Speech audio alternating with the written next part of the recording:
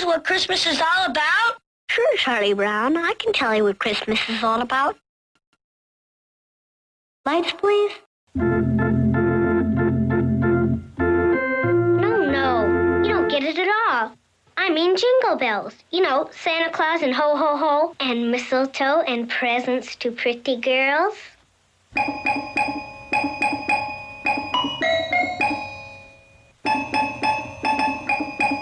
That's it!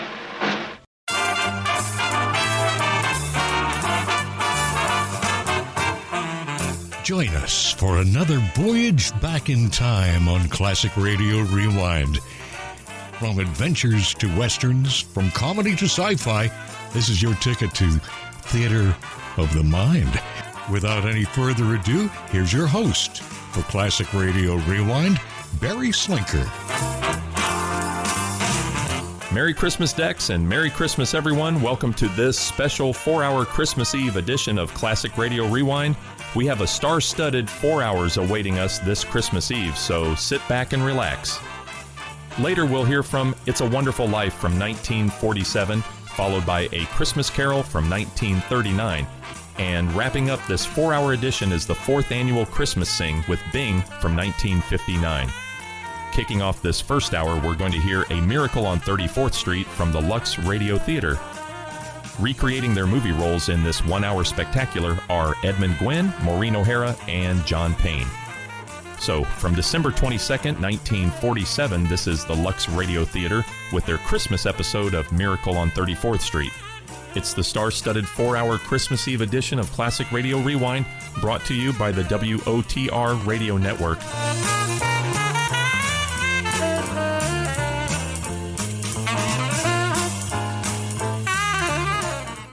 Lux presents Hollywood.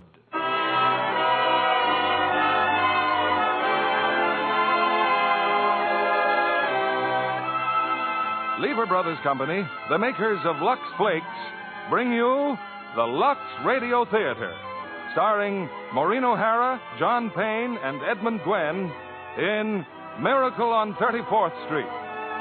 Ladies and gentlemen, your producer, Mr. William Keighley.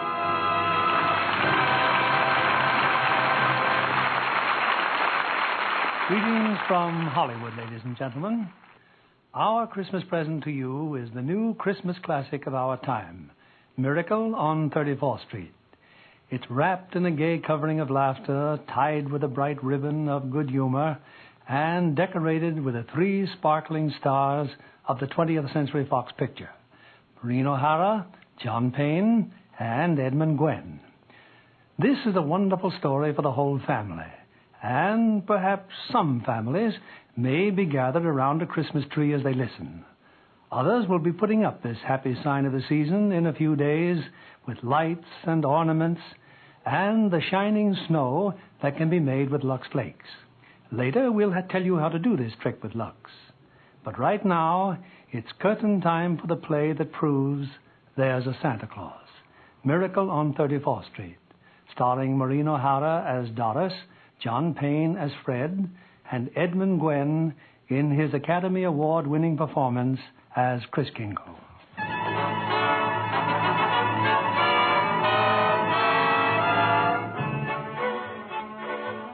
It's Thanksgiving Day in New York City. On a broad avenue adjoining Central Park, an annual event is being joyfully awaited. The spectacular parade presented by Macy's department store to herald in the Christmas season. Away from the crowd are 2 of Macy's public relations experts. He's simply wonderful, Mrs. Walker. Just look at him on that float. The most realistic Santa Claus we've ever had. Why, he didn't even need any padding, did he? Padding? Why, didn't you notice his tummy? So round, so firm, so fully packed.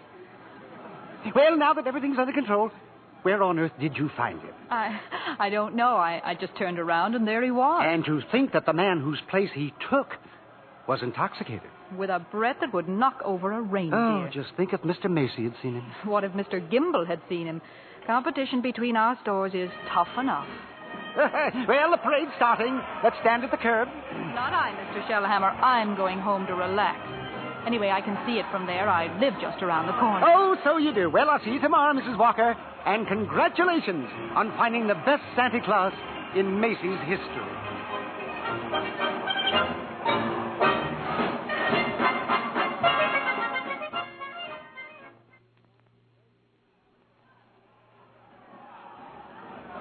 Certainly is a wonderful parade, Susan. Just look at that clown. Gosh, what a giant. Giant, Mr. Gailey? There are no such things as giants. Well, not now, maybe, but in olden days there's... Really, Mr. Gailey? And you a lawyer. Well, what about the giant that Jack killed? You know, Jack and the Beanstalk? Everybody knows that's a fairy tale. And I agree with my mother. Fairy tales are silly. Come in. Good afternoon. I'm Mother. My name's Hannah. Oh, hello, Mother. I'm watching the parade. Mr. Gailey invited me. Hello, darling. Susie's told me quite a lot about you, Mrs. Walker. Told me quite a lot about you, too. The man in the front apartment. Well, this is all part of a plot, Mrs. Walker. I'm very fond of Susie, but I also wanted to meet you. At least you're frank. There goes Santa Claus. Oh, don't even mention the name. Why not, Mother? Well, that Santa Claus you see is a last-minute substitute. But why? Oh, remember the way the janitor was last New Year's? Oh, my. Tight as an owl. I see Susan doesn't believe in Santa Claus either. That's right, she never has. Well, that's the end of the parade. Mother, I've been thinking. It's Thanksgiving, and there are only two of us. Couldn't we invite Mr. Gailey? Well, Oh, please don't bother. I'll just have a sandwich or something. But we have such a big turkey. Please, Mother, please. Well, Did I ask her all right, Mr. Gailey? Susie, shh. You asked fine, Susan. Dinner's at 3, Mr. Gailey.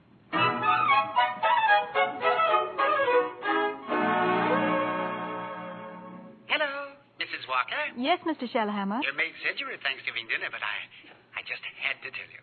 Your Santa Claus was stupendous. Well, thank you. Mr. Macy himself wants him to be our toy department Santa Claus. Oh, fine. Can you hire him? Oh, I already have. Oh, he's a born salesman. I just feel it. Good. We'll talk about it in the morning. Thanks for calling, Mr. Shellhammer.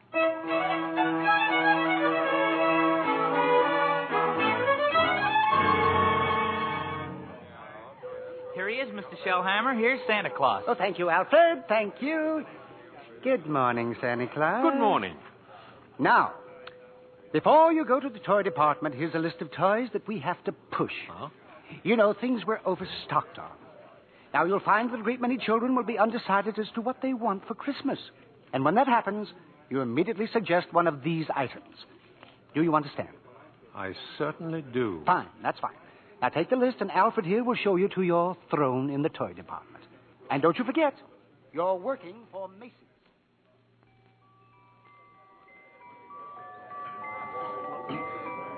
Are you really Santa Claus? Why, of course I am.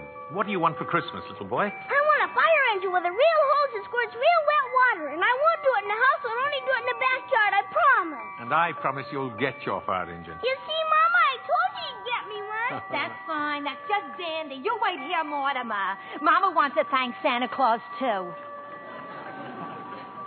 Yes, madam? So what's the matter with you? No.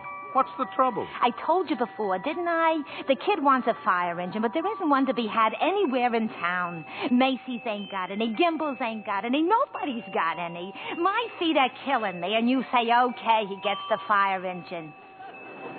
But you can get those fire engines at Schoenfeld's, Lexington Avenue. Only $4.50, a wonderful bargain. Schoenfeld? Yes. Hey, I don't get it. Oh, I follow the toy market very closely. Macy's sending people to other stores? Yes. Are you kidding? No. The one important thing is to make the children happy. Whether Macy's or somebody else sells the toy doesn't matter. Now, don't you feel that way? Who, me? Yes. Oh, yes, sure. Only I didn't know Macy's did. I don't get it. I just don't get it. Who's next, please? Right this way to see Santa Claus. All right, little girl. You're next. Of course, little girl. You want some roller skates? Well, you shall have them, too. Mama, he's going to bring me some roller skates. And he has some fine skates here at Macy's, haven't you, Santa Claus? Oh, they're good skates, all right, but not quite good enough. Now, I left some really wonderful roller skates at Gimbel's. I'm sure Gimbals have just what this good little girl wants. Very good. Mr. Shellhammer, are you Mr. Shellhammer? Gimbals? Gimbals. That's just what he did say. Gimbals. The sales lady said I should speak to you. Gimbals. I just wanted to congratulate you and Macy's on this wonderful new stunt you're pulling. Gimbals. Imagine a big outfit like Macy's putting the spirit of Christmas ahead of the commercial. Gimbals. From now on, I'm going to be a regular Macy customer. All right, Mortimer, we're going. Gimbals!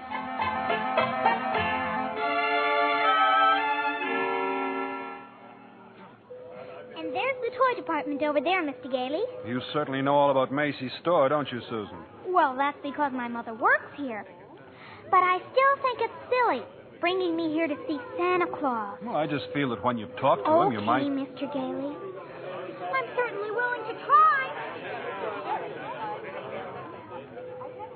Well, what a fine young lady, eh? And what's your name, little girl? Susan Walker. What's yours? Mine? Chris Kringle. I'm Santa Claus. Oh, you don't believe that, eh? You see, my mother's Mrs. Walker. Oh. But I must say you're the best-looking Santa Claus I've ever seen. Really? Your beard, for instance. It doesn't have one of those things that goes over your ears. Well, that's because it's real. Just like I'm really Santa Claus. Now go ahead, pull it. Well, my goodness, it is real. Yes, yeah. And now what would you like me to bring you for Christmas? Nothing, thank you. Whatever I want, my mother will get. If it's sensible and doesn't cost too much. That's quite right, Susan. Oh, hello, Mother. Hello, Mr. Gailey. Hello. The explanation for all this is very simple. Your maid's mother sprained her ankle. She had to go home, so she asked me to bring Susie down to you. And as long as we were here, I figured we might as well say hello to Santa Claus. He has real whiskers, Mother. Susan, would you mind standing over there a minute? If you want me to. I shouldn't have brought Susie to see Santa. Is that it? Now you're making me feel completely heartless. I'm sorry. Don't you see, I tell Susan that Santa Claus is a myth, and you show her a very convincing old man with real whiskers. Well, whom is she to believe? Yeah, that's right, isn't it? When Susan was a baby, her father and I were divorced. And ever since then, I've protected my child by teaching her realities.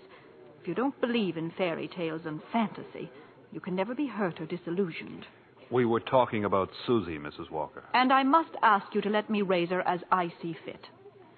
All right, dear. The store's going to close soon. We'll run along to my office.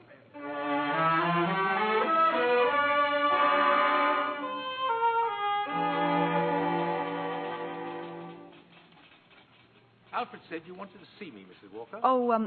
Oh, yes. Come in.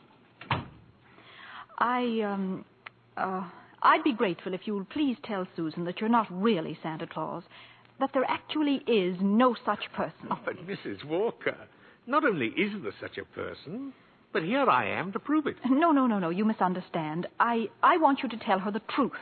Now, what's your real name? Chris Kringle, and I always tell the truth. Susan, I'll bet you're in the first grade. Second grade. I mean your real name. Well, that is my real name. My goodness, the second grade? Very well. I have your employment card right here. I'll look it up on that.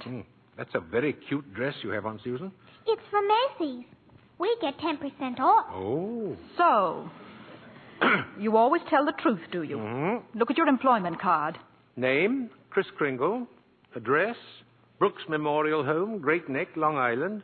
You may call the home if you'd care to confirm that, Mrs. Walker. It's a home for elderly gentlemen. Would you also like me to confirm this? What's that? Date of birth. As old as my tongue and a little bit older than my teeth. Place of birth.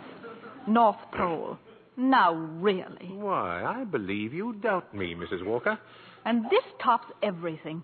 Next of kin. Oh, that. Dasher, Dancer, Prancer, and Vixen. I'm sorry to have to do this, Mr. Kringle? But the Santa Claus that we had 2 years ago is back in town, and I feel that we owe it to him to... What, have I done something wrong? No. It's just that we feel... Oh, excuse me. Hello? This is Mr. Shellhammer, Mrs. Walker. Drop whatever you're doing. Mr. Macy wants to see us immediately. Oh, I'll be right up. I'm afraid I'll have to be very abrupt with you. I have to see Mr. Macy. You'll be paid for the full week, Mr. Kringle, and I'll send your check to that address. Oh, Come right in, Mrs. Walker. Mr. Shellhammer. Thank you, Mr. Macy. Now, about this new policy you two initiated. Oh. Macy's Santa Claus sending customers to Gimbel. Well, I can explain everything, Mr. Macy. You don't have to explain a thing. Just look at my desk. 42 telegrams and over 500 phone calls. Grateful parents expressing undying gratitude to Macy's department store. Why, you don't say. From now on, not only will our Santa Claus continue in this manner, but every salesperson in the entire store. You mean that if we haven't got what the customer asks for, we're to send him where he can get it. No high-pressuring and forcing a customer to take something he doesn't really want. I think that's wonderful, Mr. Macy. Why, we'll be known as the helpful store, the friendly store, the store that places public service ahead of profits. And consequently, we will make more profits than ever. As for you, Mrs. Walker and Mr. Shellhammer, you'll find a more practical expression of my gratitude in your Christmas envelope. Oh, thank you. Thank you. Yes. And tell that wonderful Santa Claus I won't forget him either. As a matter of fact, I'll tell him myself in the morning. Yes, indeed, Mr. Macy. Good night. Good night. Good night, Mr. Macy. And thank you again, sir. Oh, imagine a bonus. Yes. Well, what's the matter with you? Mr. Shellhammer, I just fired him. Who? Santa Claus. No, you couldn't have. But I did. He's crazy, Mr. Shellhammer. He really thinks he is Santa Claus. I don't care if he thinks he's the Easter Bunny. Find him.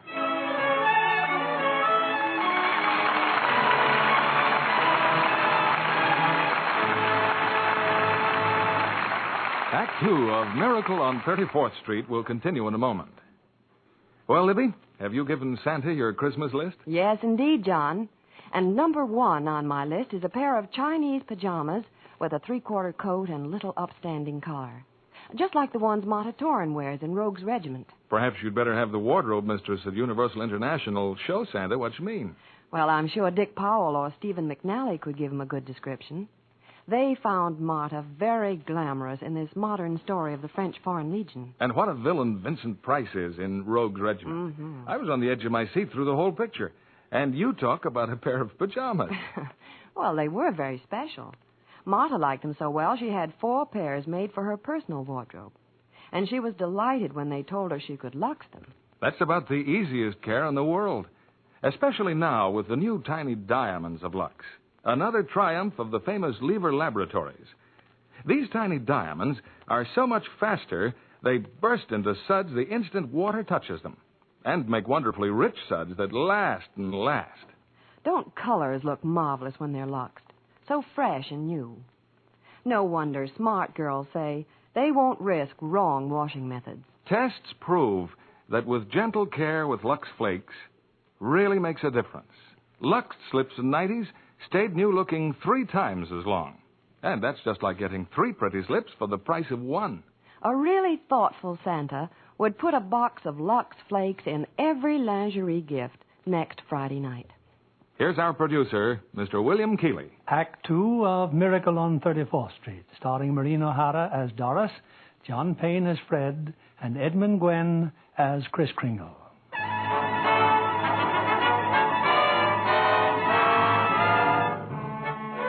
It was a frantic few hours that Doris spent last night, rushing out to the Brooks Memorial Home in Long Island and assuring Kris Kringle that Macy's wanted him back as Santa Claus. Now Kris is again presiding over the crowded toy department, while in her office, Doris and Mr. Shellhammer... Don't you understand, Mr. Shellhammer? That old man with the nice white whiskers insists that he is Santa Claus. Why, he's out of his mind. What if he should have a fit or something? Oh, no, I've got to tell Mr. Macy. Yes, but maybe he's only a little crazy. Anyway, you can't be sure until he's examined. We'll send him to Mr. Sawyer. Sawyer? In personnel. He's paid to examine employees, isn't he? And now, by the way, what do you think of this? What is it? A full-page ad Macy's is running in tomorrow's newspapers. Macy's is running it. But it's all about the other stores, Gimbel and Saks. I know. Mr. Macy's idea to help our customers find what they want. It's revolting, isn't it? That Santa Claus certainly has started something. Oh, well, I'll get a hold of him in his lunch hour and send him up to Mr. Sawyer.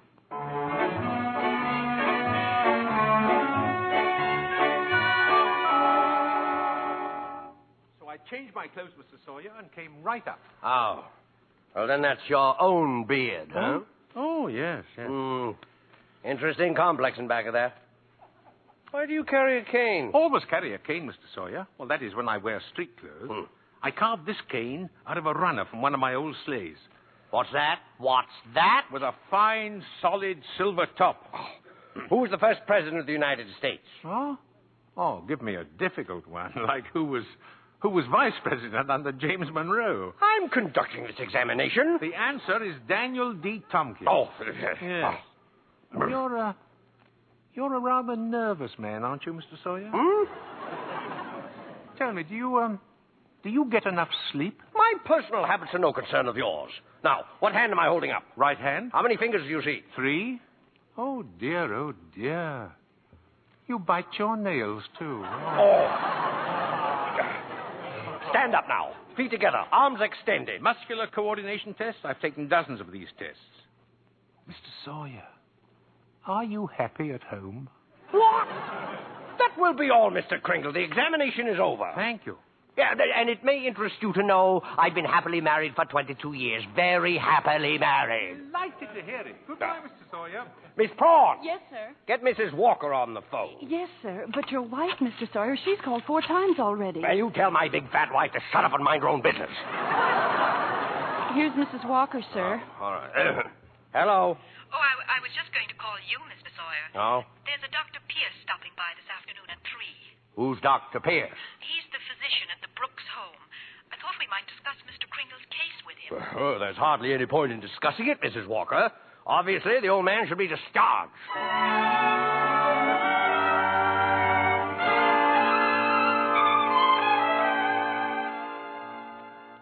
So, Dr. Pierce, Kringle should be dismissed immediately and sent to a mental institution. Oh, now, just a minute, Mr. Sawyer. He's deluded, saying that he's Santa Claus. It's a delusion for good. I found he only wants to be friendly and helpful. His whole manner suggests aggressiveness. Look at the way he carries that cane. Mrs. Walker, naturally, I can't discharge that loony, so when he exhibits his maniacal tendencies, please realize the responsibility is completely yours. Well, I'm right back where I started. Mrs. Walker, I assure you, Kris Kringle has no maniacal tendency. But if there's the slightest possibility of us causing any trouble... What trouble? All that needs happen is a policeman ask his name. Kris Kringle, clang, clang, and Macy's Santa Claus lands up in the psychopathic ward. Well, you can prevent that very simply. Now, there must be someone here at the store who could rent him a room. Then they could both come to work together. I'd just as soon he avoided that long train ride to Long Island anyway. You mean sort of take custody of him? Mm-hmm. Do you think that Mr. Kringle would agree to that? Oh, I'm sure he'll agree. Well, in that case... Now, let me see. Who do I know who could rent him a room?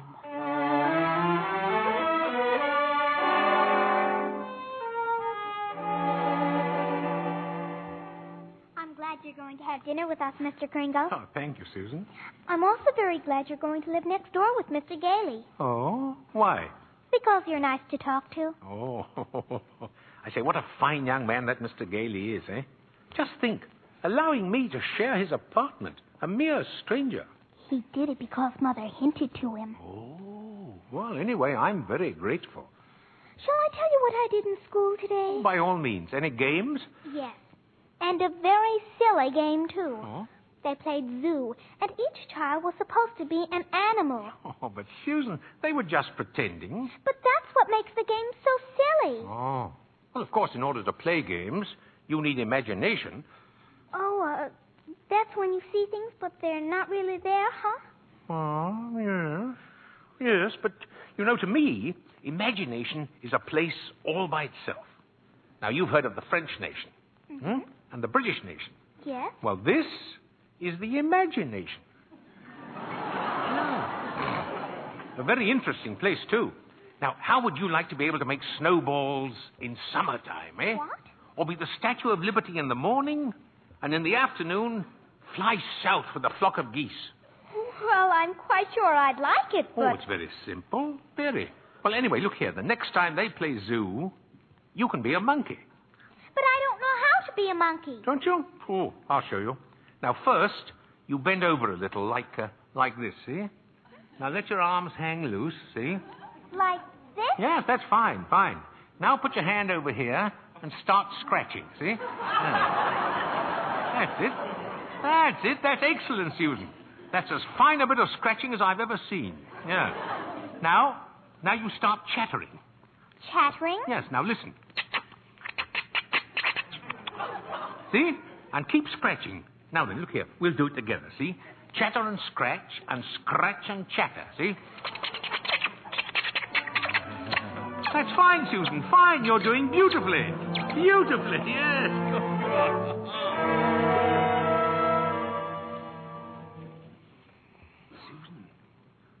Susan, are you still awake? Uh-huh. I've just come in to say good night, Susan, that's all. Now, look here, about Christmas. There must be something you'd like for Christmas. Well, I've certainly thought about something, Mr. Kringle. You have? Well, what is it, eh? Tell me. It's right here on the night table. See? Oh?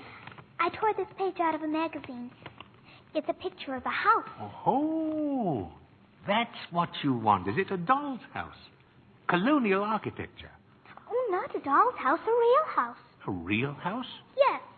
And if you're really Santa Claus, you can get it for me. Now, wait a minute, Susie. What could you possibly do with a big house? Live in it with my mother. And a backyard with a big tree to put a swing on, and a garden, and a... Oh, well, why even discuss it? Susie, could I keep this picture? Just in case? I guess so. Thank you, dear. Thank you. Well, Mr. Gale is waiting for me. Good night, monkey. Good night, Mr. Kringle.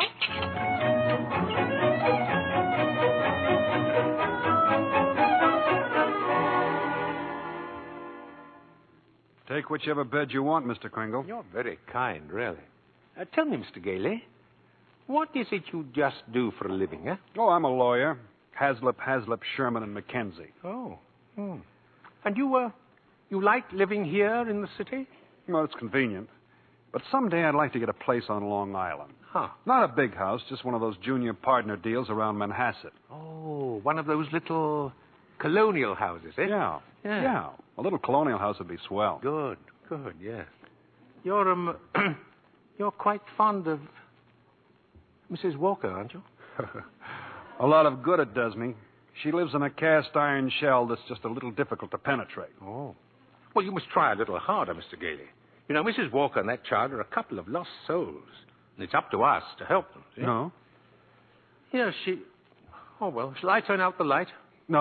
I'm not going to be cheated out of this. You know, all my life I've wondered about it, and now I'm going to find out.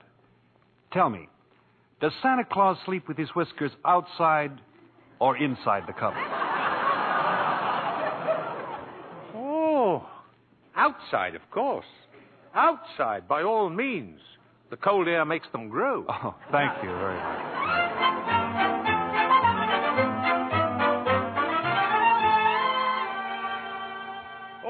Come in, Mrs. Walker. Come in. Thank you, Mr. Macy. I've just heard something very exciting. You have? Well, let me tell you something very exciting.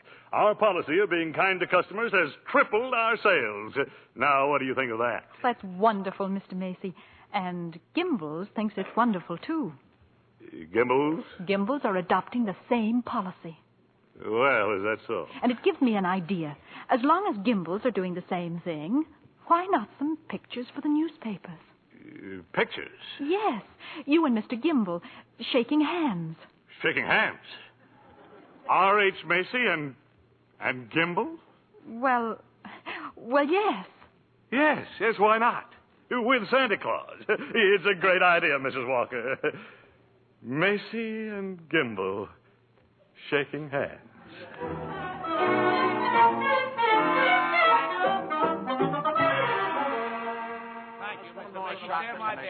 Oh, that's enough pictures, gentlemen. Thank you. Well, thank you very much.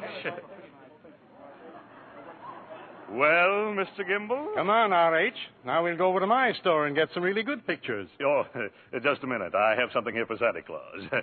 Here you are, Mr. Kringle. A check in appreciation of all you've done. Mr. Macy, why, that's most kind of you. I didn't think you were that generous, R.H. That's quite a check. What are you going to do with it, Mr. Kringle? Well, I have a friend, a Dr. Pierce. He needs a new X-ray machine. You buy the machine through the store.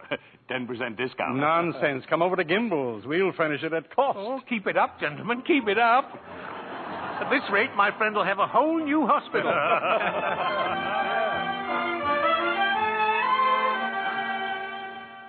How did the pictures turn out, Mr. Kringle? Oh, fine, Alfred, fine. How about a game of checkers during lunch, eh? Oh, not today, Chris. I don't feel so good. Oh? What's the matter, Alfred? Oh, nothing much. You remember I was telling you how I like to play Santa Claus over at the Y and give out packages to the kids? Yeah? Well, I was telling Mr. Sawyer about it, and he says that's very bad. That psychologically it's all wrong. Wrong? To be nice to children? Well, he says guys who play Santa Claus do it because when they was young they must have done something bad. Now they do something they think is good to make up for it, see? It's what he calls a guilt complex. Alfred, what else has he found wrong with you? Oh, nothing much. Just that I hate my father. I didn't know it, but he says I do. Excuse me. Hey, ain't you going to have lunch? Later. Right now, I have an appointment with Mr. Sawyer.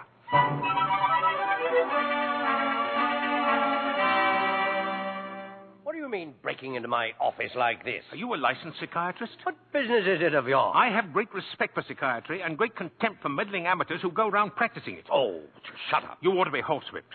Taking a boy like Alfred and filling him up with complexes and phobias. I think I'm better equipped to judge that than you. Just because Alfred wants to be kind to children, you tell him he has a guilt complex. Yes. Having the same delusion you couldn't possibly understand. Oh. And don't you wave that cane at me. Either you stop analyzing Alfred, or I'll go straight to Mr. Macy and tell him what a contemptible fraud you are. Get out of here. Get out of here before I have you thrown out. There's only one way to handle a man like you. Maybe this'll knock some sense into you. Oh, help. Oh, my head. My head. Oh. Good day, Mr. Sawyer. Miss Prawn, get me the police. Get me Mrs. Walker. Get me the psychopathic ward in Bellevue Hospital.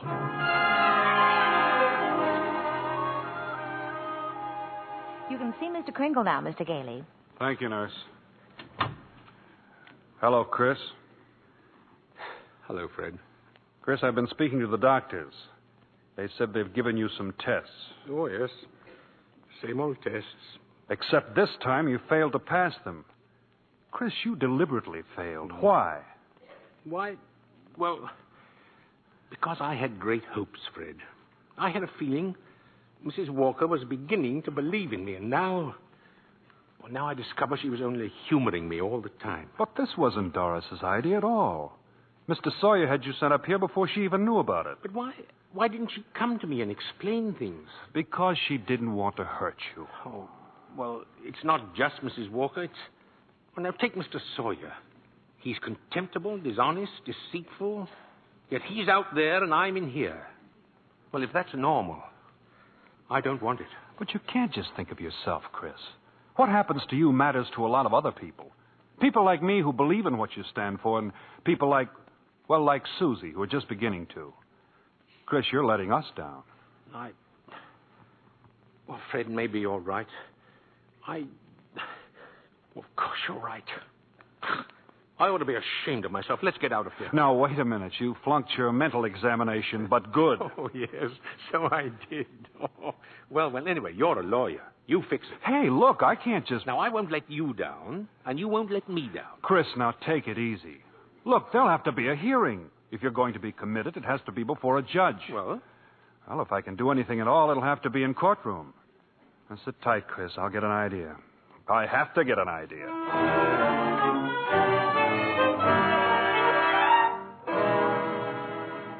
You sent for me, Mr. Macy? I certainly did, Mr. Sawyer. I brought my family to the toy department to see our Santa Claus, and our Santa Claus isn't there. He's in Bellevue. Yes, Mr. Macy. Because he's a lunatic. Yes, sir, a lunatic. Lunatic, my foot. Now, you listen to me, Sawyer. You get that case dropped right away, or you'll have another lump to match the one he gave you. But it's out of my hands. Mr. Kringle goes to court in the morning. Well, just see that he's back in the toy department by afternoon. Now, get out of here.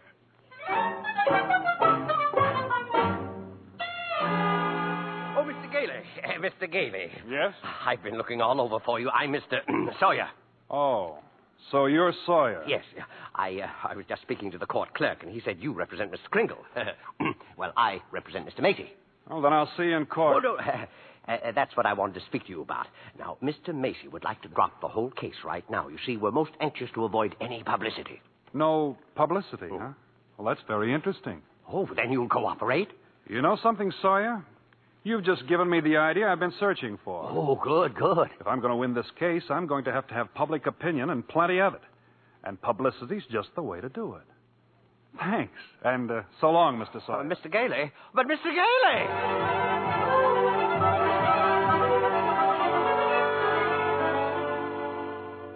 Look at these newspapers, Chris. Here. Evening Dispatch. Doctors doubt sanity of Santa who launched Goodwill campaign. Oh, my. Daily Bulletin. Macy's Santa Claus to have lunacy hearing. What's this one? The New York Express. Is Kris Kringle crazy? Court case coming. Kiddies cry calamity. You've driven the United Nations clear back to page 5. Well, get a good night's sleep, Chris. We go before Judge Harper at 10 tomorrow morning.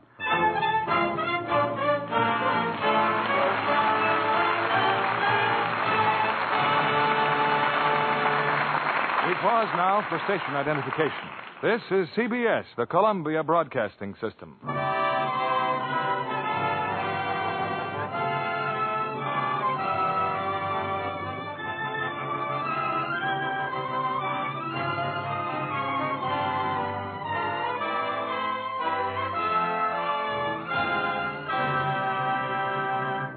Our stars will return with Act 3 of Miracle on 34th Street in a moment.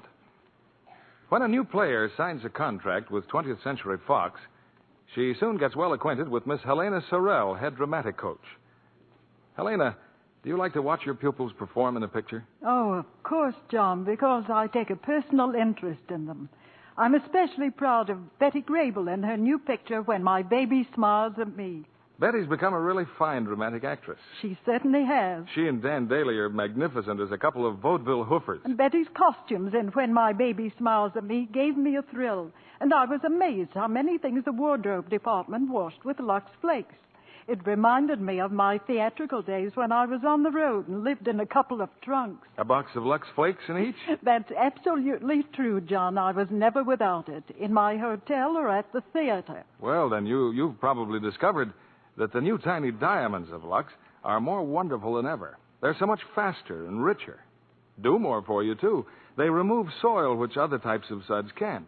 Leave things cleaner, fresher. And Lux Flakes keep colors lovely. You're right there. That's why it's foolish to risk wrong washing methods that may fade colors. Actual tests show that with gentle Lux Flakes care, colors stay lovely up to 3 times as long. That's a good tip for girls who get nice blouses and sweaters for Christmas. Right you are. And thank you for coming tonight, Helena Sorrell. We return you now to William Keighley. The curtain rises on the third act of Miracle on 34th Street, starring Maureen O'Hara as Doris, John Payne as Fred, and Edmund Gwenn as Chris.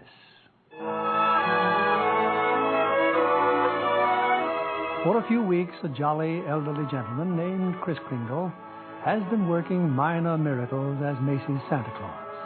But now his sanity has been seriously questioned, and in a crowded courtroom, Judge Harper listens patiently as the assistant district attorney summons Chris to the witness stand. Now, this is not a trial, Mr. Kringle. It's just a hearing, so you don't have to answer any questions. Now then, where do you live, please? Well, it seems to me that's what this hearing will decide, won't it? Mr. Kringle, do you believe that you are Santa Claus? Of course I do. That's all, Your Honor. The state rests its case. Well, Mr. Gailey? Your Honor, Mr. Mara contends my client is not sane because he believes he is Santa Claus. An entirely logical conclusion. Anyone who thinks he's Santa Claus is crazy. Your Honor, you believe yourself to be Judge Harper, yet no one questions your sanity because you are Judge Harper, do they? Mr. Kringle is the subject of this sanity hearing, not I. Well, Your Honor, I intend to prove that Mr. Kringle is Santa Claus. Mr. Mara, I thought you said this was a cut-and-dried sanity hearing. I thought it was, Your Honor. In view of Mr. Gailey's statement, I'll have to review the entire background of this case. Court's adjourned till tomorrow morning.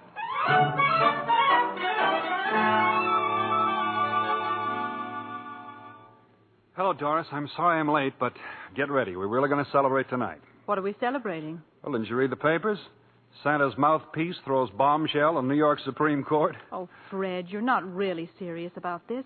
You can't possibly prove that Kris Kringle is Santa Claus. Well, you saw Mr. Macy and Mr. Gimble shake hands. That wasn't possible either. What does your firm have to say about it? Hayslip and Mackenzie and the rest of them.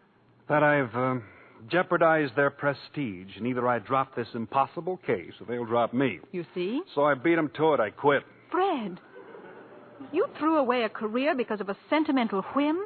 Well, I'll open my own office. And what kind of clients will you get? Oh, probably a lot of people like Chris who are being pushed around. That's the only fun in law anyway. Doris, look. Don't you have any faith in me at all? No, it's not a question of faith.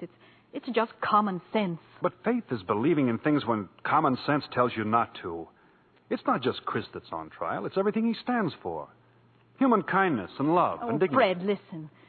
We've seen a lot of each other the last couple of weeks. I've become fond of you. We've talked about some wonderful plans, haven't we? And then you do this. Go on an idealistic binge, throw away your security, and expect me to be happy about it. And I expect too much. Is that it? Well, that's then, I guess. Good night, Doris.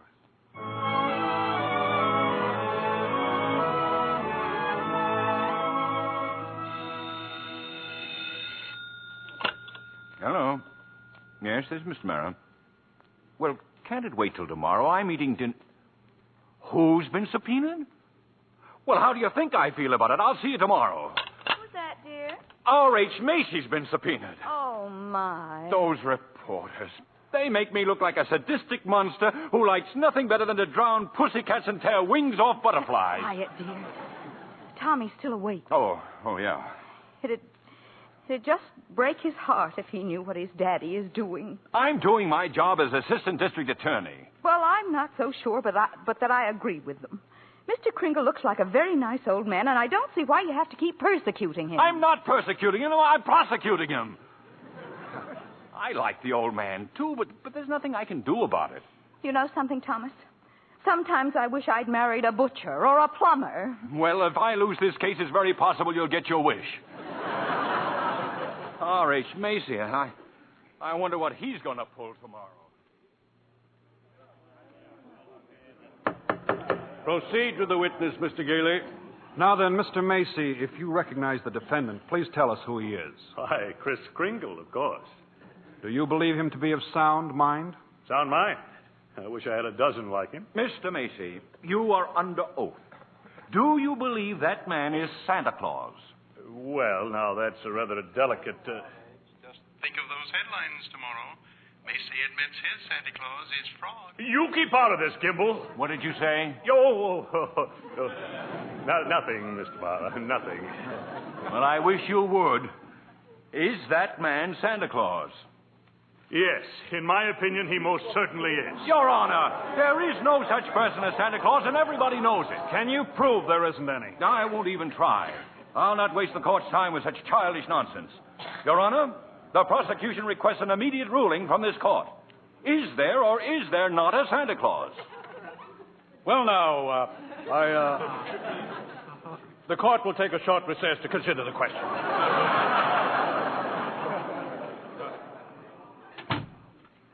Hello, Henry.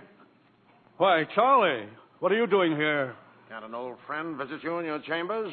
And if you ask me, you never needed a friend like you do now. This Kringle case?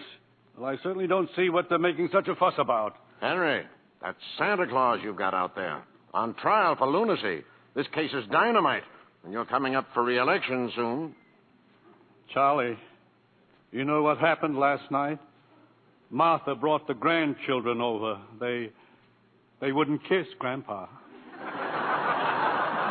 They wouldn't even talk to me. Ah, you see what I mean? If you rule there is no Santa Claus, you better start looking for that chicken farm right now. I'm a responsible judge. How can I seriously rule that there is a Santa Claus? Because of what happens if you don't.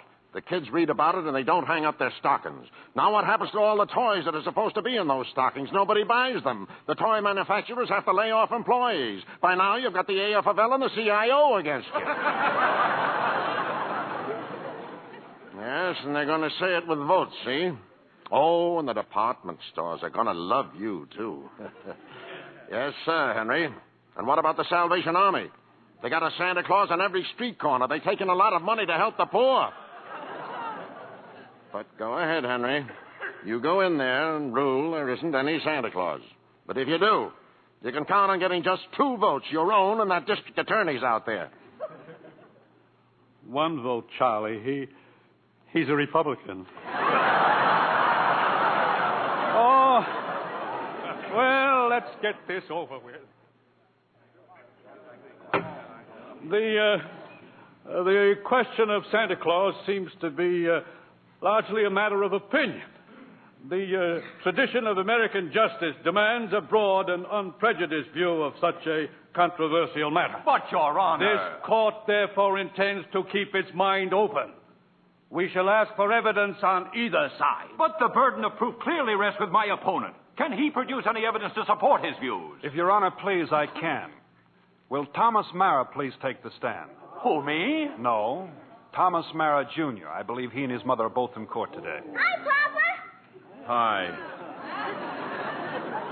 Tommy, do you believe in Santa Claus? I sure do. Gosh, he gave me a brand new sled last year. Now, what does Santa Claus look like, Tommy? Well, there he is, sitting right over there. Your Honor, I protest. Overruled. Tell me, Tommy, why are you so sure there's a Santa Claus? Because my papa told me so, didn't you? Thank you, Tommy. You can go back to your mother now. See you later, Papa. You certainly will. Your Honor. Don't forget, Santa Claus, this year I want a football helmet. Don't worry, Tommy. You will get it. Mr. Kringle, if you don't mind. I'm sorry, sir. Your Honor, the state of New York concedes the existence of a Santa Claus. But in so conceding, we demand that Mr. Gailey stop representing and presenting personal opinion as evidence. I insist he submit authoritative proof that Mr. Kringle here is the one and only Santa Claus. Well, Mr. Gailey, are you prepared to show that Mr. Kringle is Santa Claus on the basis of unprejudiced authority? Well, sir, no, not now. I need a little time. Why not now? Tomorrow, Your Honor. Very well. Court's adjourned till tomorrow morning. Oh, brother.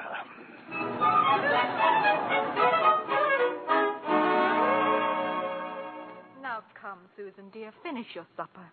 But I can't, Mother. All those things they're saying in the newspapers about Mr. Kringle and Mr. Gailey. They're having this trial because he says he's Santa Claus. He's so kind and nice and jolly. He's not like anyone else I know. He must be Santa. You know something? I think perhaps you're right. Is Mr. Kringle sad now, Mother? I'm afraid he must be. Then I'll write him a letter. Maybe that'll make him feel better. I'll cheer him up.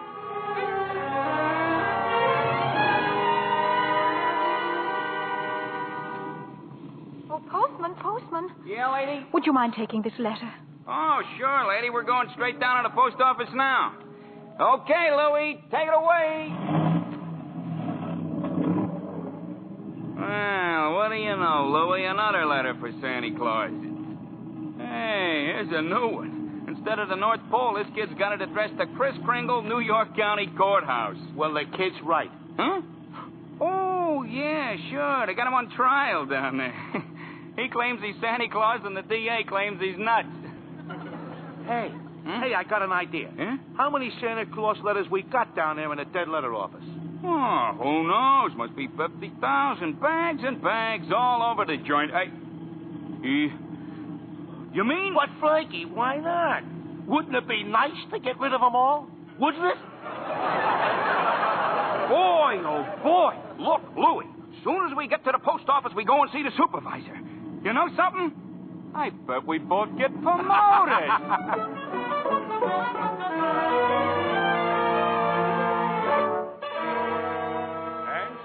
defense has been unable to submit one shred of proof that Kris Kringle is the one and only Santa Claus, and since tonight is Christmas Eve, I ask Your Honor that this hearing be terminated without further delay. I protest. I do have evidence. 5 minutes ago, you said you didn't. During Mr. Mara's oration, the bailiff handed my client the evidence I refer to. What evidence? This letter, Your Honor.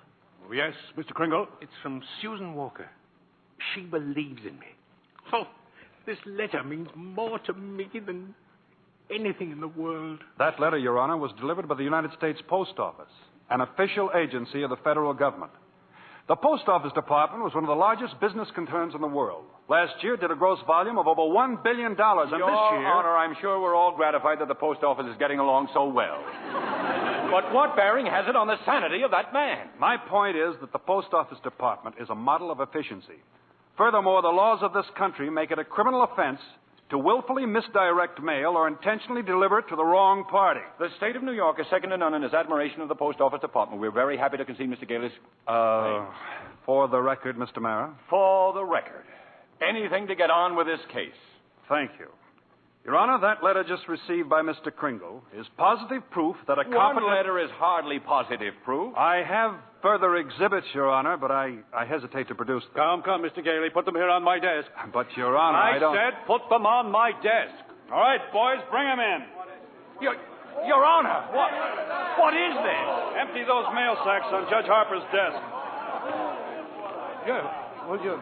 Well, but bring them all in or be fined for contempt of court. No, just a second here. We'll do it, Your Honor, through rain, through sleet, through courtrooms, anything. We deliver. Mr. Gailey. Your Honor, every one of those letters and every one of those mail sacks is addressed to Santa Claus. The post office is to deliver them. Therefore, the Post Office Department recognizes Kris Kringle to be the one and only Santa Claus. Since the United States government declares this man to be Santa Claus, this court will not dispute it. Case dismissed. And for heaven's sake, get this mail out of my courtroom.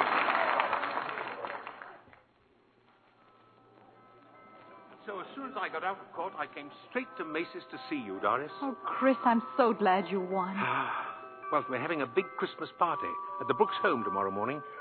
I'd like so much to see you and Susan there. We'll be there, Chris. Oh, Chris, couldn't you come home now and have dinner with us? Now? Tonight? Me? My goodness, Doris, it's Christmas Eve.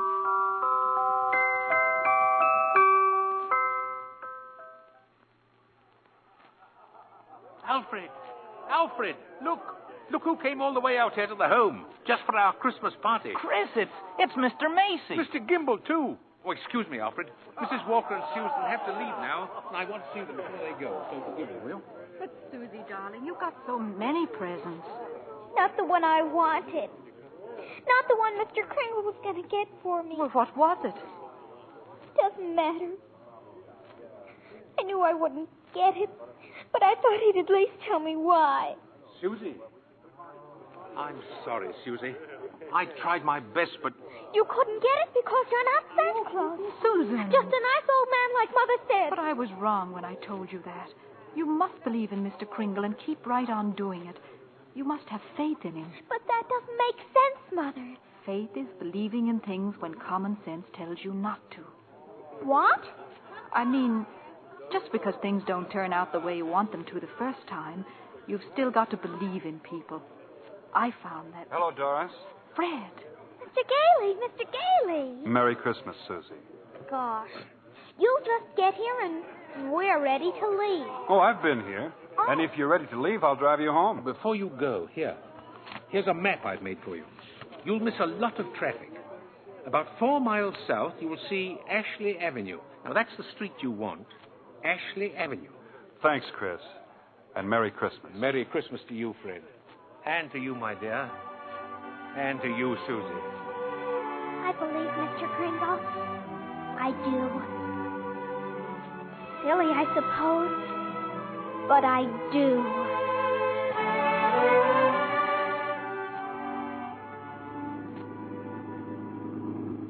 I don't understand it, Fred. The map Chris gave definitely says Ashley Avenue. We've been on Ashley Avenue now for... Stop the car, please! Susie, what is it, darling? What's the matter? There it is! The house! Susie! What in the world? She's running into that house. But at least there's no one home. It's brand new. It's just been built. Yeah, for sale, it says. For sale. What on earth is that child up to? Susie! Hey, Susie! Here I am, upstairs. Now come right down. You know you shouldn't run around in other people's houses. That's strange. I'll say. No. I mean this house. I've seen this house somewhere. I know I have.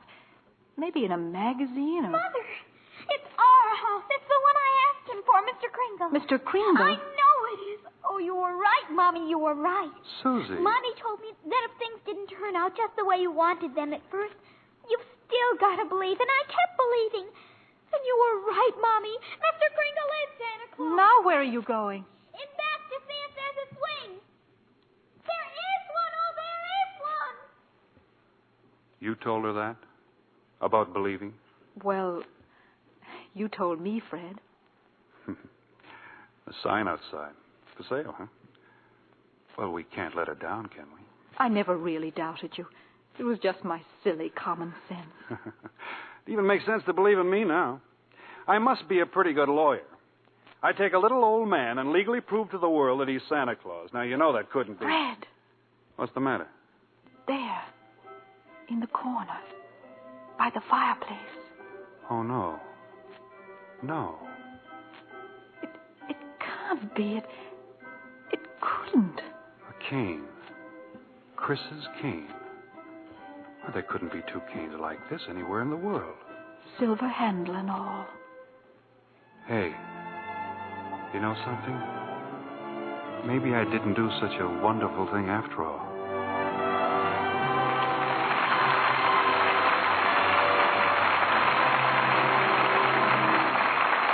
Before our stars return for their curtain calls, Lizzie Collins wants to tell you about the wonderful way to decorate your Christmas tree, as we promised at the opening of the show. You can give your tree that fresh from the woods look by covering it with real-looking snow you make yourself from a box of Lux Flakes. So many people have asked for the Lux recipe for Christmas snow that we gave last week. We'll repeat it tonight. Listen carefully. Take a large box of Lux Flakes. Gradually add 2 cups of lukewarm water and beat with an egg beater until it has the consistency of thick whipped cream. Then, with your fingers, spread the mixture over the branches of your tree. And that's all. This snowy covering dries quickly, it won't melt, and lasts as long as the tree. Ask your dealer for a copy of this Christmas snow recipe. I don't know of any other decoration that costs so little, yet does so much for your tree. It looks lovely used just with tree lights, or you can add your usual ornaments if you prefer. Try it on your mantel decorations and table arrangements, too. It gives them a very professional look. And makes the whole house look more Christmassy. Now, I'll repeat that recipe. Take a large box of Lux Flakes. Gradually add about 2 cups of lukewarm water and beat with an egg beater. While moist, spread the mixture along the branches. If you want extra glitter, shake on some shiny artificial snow before the mixture dries. Let the children help. They'll love doing it and love the snowy tree. Back now to our producer, William Keeley. Mr. Kringle's reindeer are waiting on the roof, but we've asked him to pause a moment before he leaves and come back to the footlights with Maureen O'Hara and John Payne. Ladies and gentlemen, it was a real thrill to everyone in Hollywood when Edmund Gwenn topped his entire 53 years as an actor with his great performance as Kris Kringle. Thank you. Thank you very much, Bill. Everyone connected with Miracle on 34th Street, from George Seaton, the author-director, to the prop man, helped me. They all believed in Santa Claus. How could we help it? I suppose you've got a strenuous time ahead, Chris. Yeah? Covering the entire world in one night. John, if everyone believed in Santa Claus, peace would break out all over the world in 30 seconds. I hope you won't be too busy to stop at my house. I'll have my stockings hung up. Oh, well, I'll stop in, Maureen, but seems rather futile. Why, Chris? Well, I couldn't possibly fill her stocking as well as she does. I see what you mean. Bill, after that, I think you'd better tell us all about next week's play. Next week, Maureen, a play straight from your native land. It's the 20th Century Fox picture, The Luck of the Irish. And the stars? Well, we have a superb cast. There's Dana Andrews, Anne Baxter, and Cecil Calloway. This is a delightful romance, presided over by a most mysterious leprechaun in the person of Cecil Calloway. I know you'll all enjoy it. We'll be looking forward to it, Bill. And good night. Good night. Good night. Can I give anybody a lift in my sleigh? Good night and a Merry, Merry Christmas.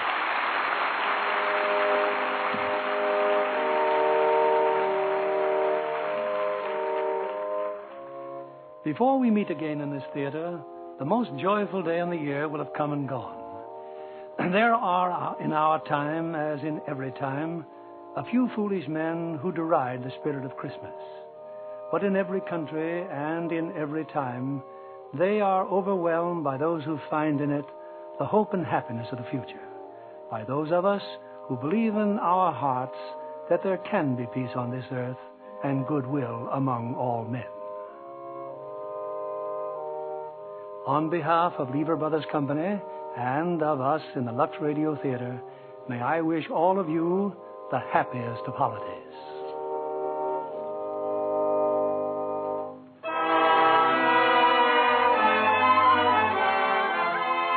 And we invite you all to join us again next Monday evening when the Lux Radio Theater presents Dana Andrews, Anne Baxter, and Cecil Calloway in The Luck of the Irish. This is William Keeley saying good night and Merry Christmas.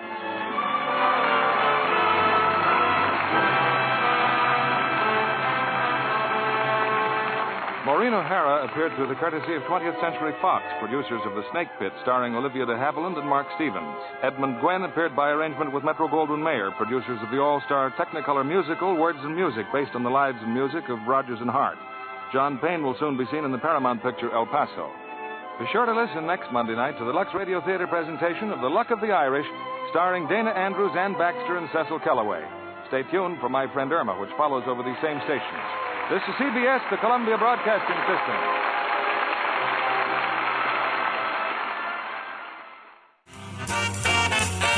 That was Miracle on 34th Street from the Lux Radio Theater, as originally heard December 22nd, 1947. As all our shows this week are an hour long, this will bring hour number 1 to a close.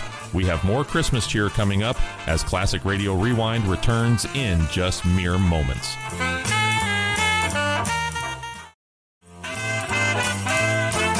Welcome back to Classic Radio Rewind. We continue on with our Christmas Eve edition with It's a Wonderful Life from the Lux Radio Theater. In this presentation, recreating their movie roles are Jimmy Stewart as George Bailey and Donna Reed as Mary Hatch Bailey. Here from the Lux Radio Theater from March 10th, 1947, this is It's a Wonderful Life.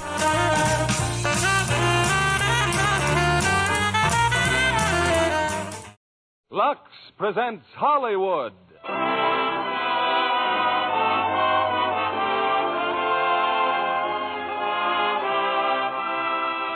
Lever Brothers Company, the makers of Lux Toilet Soap, bring you the Lux Radio Theater, starring James Stewart, Donna Reed, and Victor Moore in It's a Wonderful Life.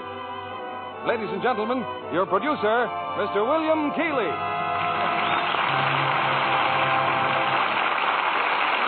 Greetings from Hollywood, ladies and gentlemen. Tonight we bring you one of the season's most inspiring hits, a Liberty Films production that's been nominated for the highest screen award. Yes, It's a Wonderful Life. And we present it now with its original fine stars, Jimmy Stewart and Donna Reed. Jimmy in the role which won him a nomination for the best performance of the year. Also in our cast is starred that fine comedian, Victor Moore. It's a Wonderful Life is the drama of a typical American. Might be you, it might be me. He dreams of glory, he lives in hope, he loves and doubts, and only Providence puts a final value on his service to humanity. Our story starts before the war, when life was normal. Shortages were generally unknown, and simple luxuries like Lux soap were abundant. I won't say that's the only reason people said it's a wonderful life, but I do know from the thousands of letters in our files that most of them said it's a wonderful soap. And they keep right on saying it day after day. In fact, the popularity of Lux soap is what makes it possible to present such entertainment as Frank Capra's great production, It's a Wonderful Life, starring Jimmy Stewart as George, Donna Reed as Mary Hatch, and Victor Moore as Clarence.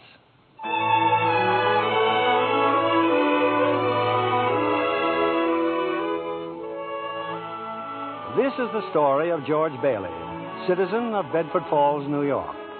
George Bailey, who more than anything under the sun wanted to see the world, the wonderful, exciting world that lay somewhere beyond the limits of his hometown. Oddly enough, this story does not begin in Bedford Falls. In fact, it doesn't begin anywhere in the world. It begins in heaven, where the superintendent of angels has just summoned an apprentice angel named Clarence. Oh, I'm really going down to Earth, sir? Oh, how splendid. Yes. There's a very discouraged man down there, Clarence. George Bailey.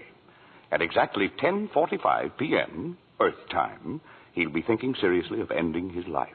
Oh, dear, his life. Now, I want you to stop him if you can. Now, sit down. I'll give you Bailey's case history. Sir, if I should accomplish my mission, may I perhaps get my wings? I've been waiting over 200 years now, and, well, people are beginning to talk. Clarence, what's that book? The Adventures of Tom Sawyer, sir. I was reading it when you sent for me. Oh, fine book. Excellent. Well, you do a good job on George Bailey, and we'll see about your wings. Oh, thank you, sir. Now, listen. When George Bailey was a boy, 2 events occurred that you should keep in mind. One was when his young brother, Harry, fell through the ice and almost drowned. George saved him. Brother fell through the ice. George saved him. Ever since, George has had a bad ear. All that icy water, you understand. Yeah, bad ear. Yes, sir. The other event came a few months later. George used to work after school in Mr. Gower's drugstore. One day, Mr. Gower's only son died of influenza. It was a terrible blow, and poor Mr. Gower tried to lose his grief in whiskey. Where you been, George? Mrs. Blaine's called twice. What happened to her prescription? You lost it, didn't you? No, Mr. Gower. Here it is. Well, you good for nothing. Don't you know that Blaine girl's very sick? Mr. Gower, my ear. You're hurting my sore ear. Teach you to loaf, you lazy brat. Mr. Gower, you don't know what you're doing. You put something wrong in those capsules. Shut up. Oh, I know you feel bad, but look, Mr. Gower, look. This bottle, you used this bottle to make up the capsules. It's poison. Poison? Don't hurt my sore ear again, Mr. Poison. Gower. Oh, George. That's why I didn't deliver, Mr. Gower. All I wanted was to make sure. George. Well, Clarence, that was George Bailey as a boy. When he grew up, he wanted to go to college, but there just wasn't the money. So he worked 4 years in the Building and Loan Association. Building and Loan Association? Oh, I forgot to tell you. George's father was in the building and loan business. He and George's uncle, Billy. High ideals and low bank account. Anyway, George worked for his father and saved enough to see him through the university. That summer, though, he was going to Europe. Got a job on a cattle boat. Do a little traveling before college. Boy, oh boy, it's hard to realize it. My last night in the Bailey boarding house. We're sure going to miss you, George. Oh, I'm going to miss you too, Pop.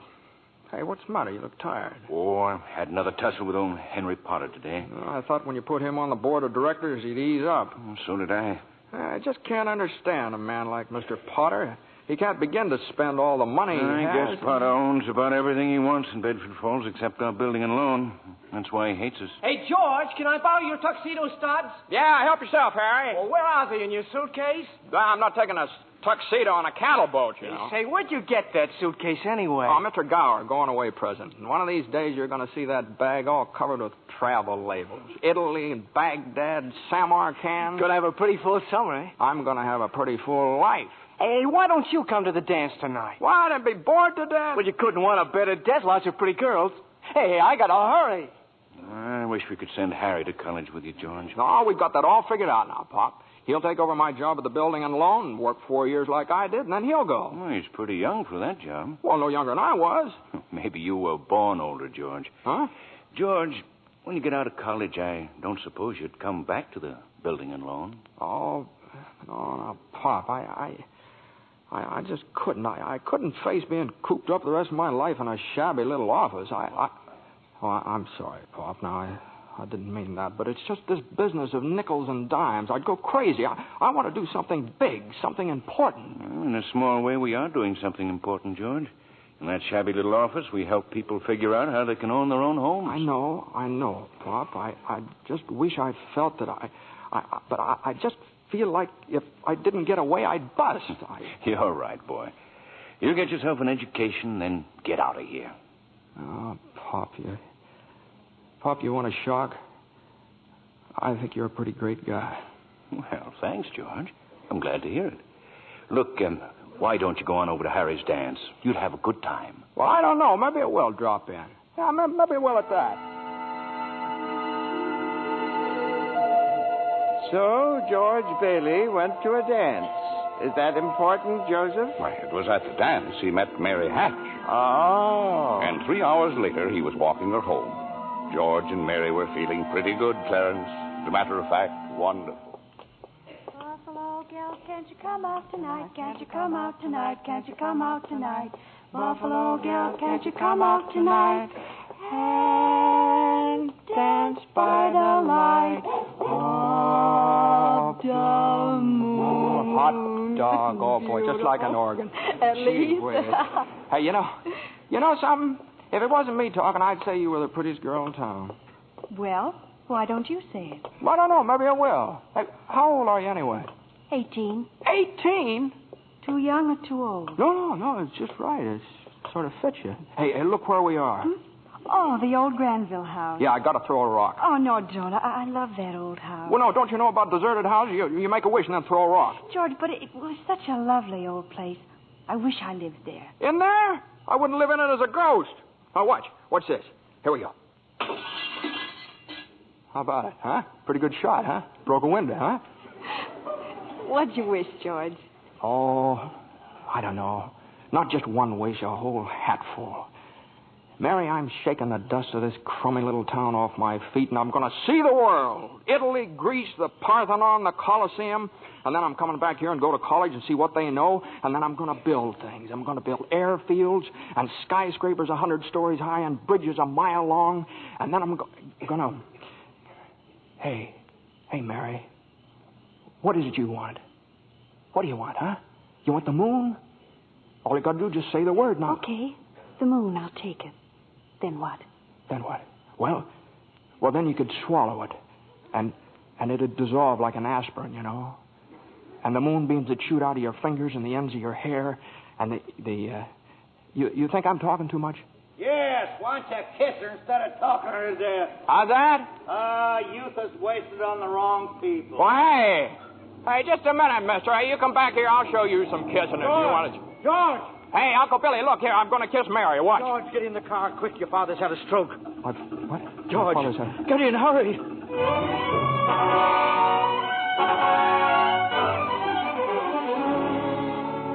Well, George's father died that night, Clarence. So, of course, George couldn't go to Europe. But that fall, just as he was ready to leave for college, the directors of the building and loan had a meeting. They were going to appoint a successor to Mr. Bailey. What was that you said, Mr. Potter? I said as long as Peter Bailey's dead, let's dissolve the building and loan. We don't need it. Now, wait a minute. Oh, you wait a minute. Peter Bailey was not a businessman. Ideals without common sense can ruin a town. What do we get? A discontented, lazy rabble instead of a thrifty working class. Hold on, Mr. Potter. I meant no disrespect, George, but... Oh, wait a minute here. Why my father ever started this cheap penny ante building and loan, I'll never know. But just remember this, Mr. Potter, this rabble you're talking about, they do most of the working and the paying and living and dying in this community. Well, is it too much to have them work and pay and live and die in a couple of decent rooms and a bath? Anyway, my father didn't think so. People were human beings to him. But to you, a warped, frustrated old man, they're cattle. Well, in my book, Mr. Potter, he died a much richer man than you'll ever be. I'm not interested in your book, George. I'm talking about the building and loan. You're talking about something you can't get your fingers on that's galling. That's what you're talking about. Well, this town needs this measly one-horse institution, if only to have some place where people can borrow a few dollars without crawling to you. Now, come on, Uncle Billy. What happened happened, George? Yeah, all we heard was a lot of yelling. Boy, oh boy, you should have heard George. Yeah, they're in there voting us out of business. Oh, who cares? I can get another job. I'm only 41. 45. Well, you get out of here, George. You missed your boat trip. Do you want to miss college, too? George, we've just voted Potter down. We're still in business. Whoopee! We're still in business. We're still in business. But there's one condition, George. They've appointed you to take your father's place. Appoint me, but I'm going to college. Look, this is my last chance. Uncle Billy's your man. George, you've got to take it. They'll vote with Potter otherwise. They said so. They even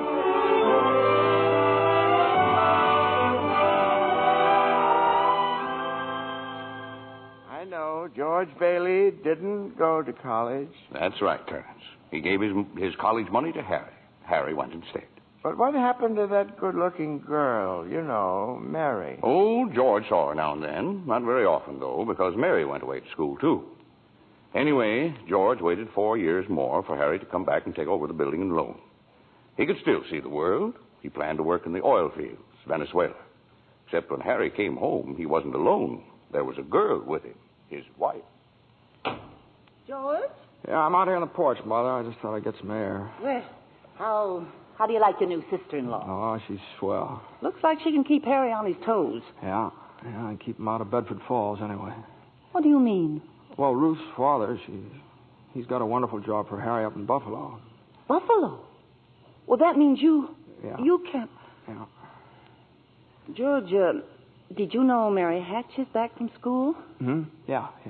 Nice girl, Mary. Mm-hmm. Oh, stop grunting. Mm-hmm. Give me one good reason why you shouldn't call on Mary. Well, Sam Wainwright. Sam's crazy about Mary. Well, she's not crazy about him. Well, now, how do you know that? Did she discuss it with you? Besides, Sam's away in New York. Oh, and all's fair in love and war. I see.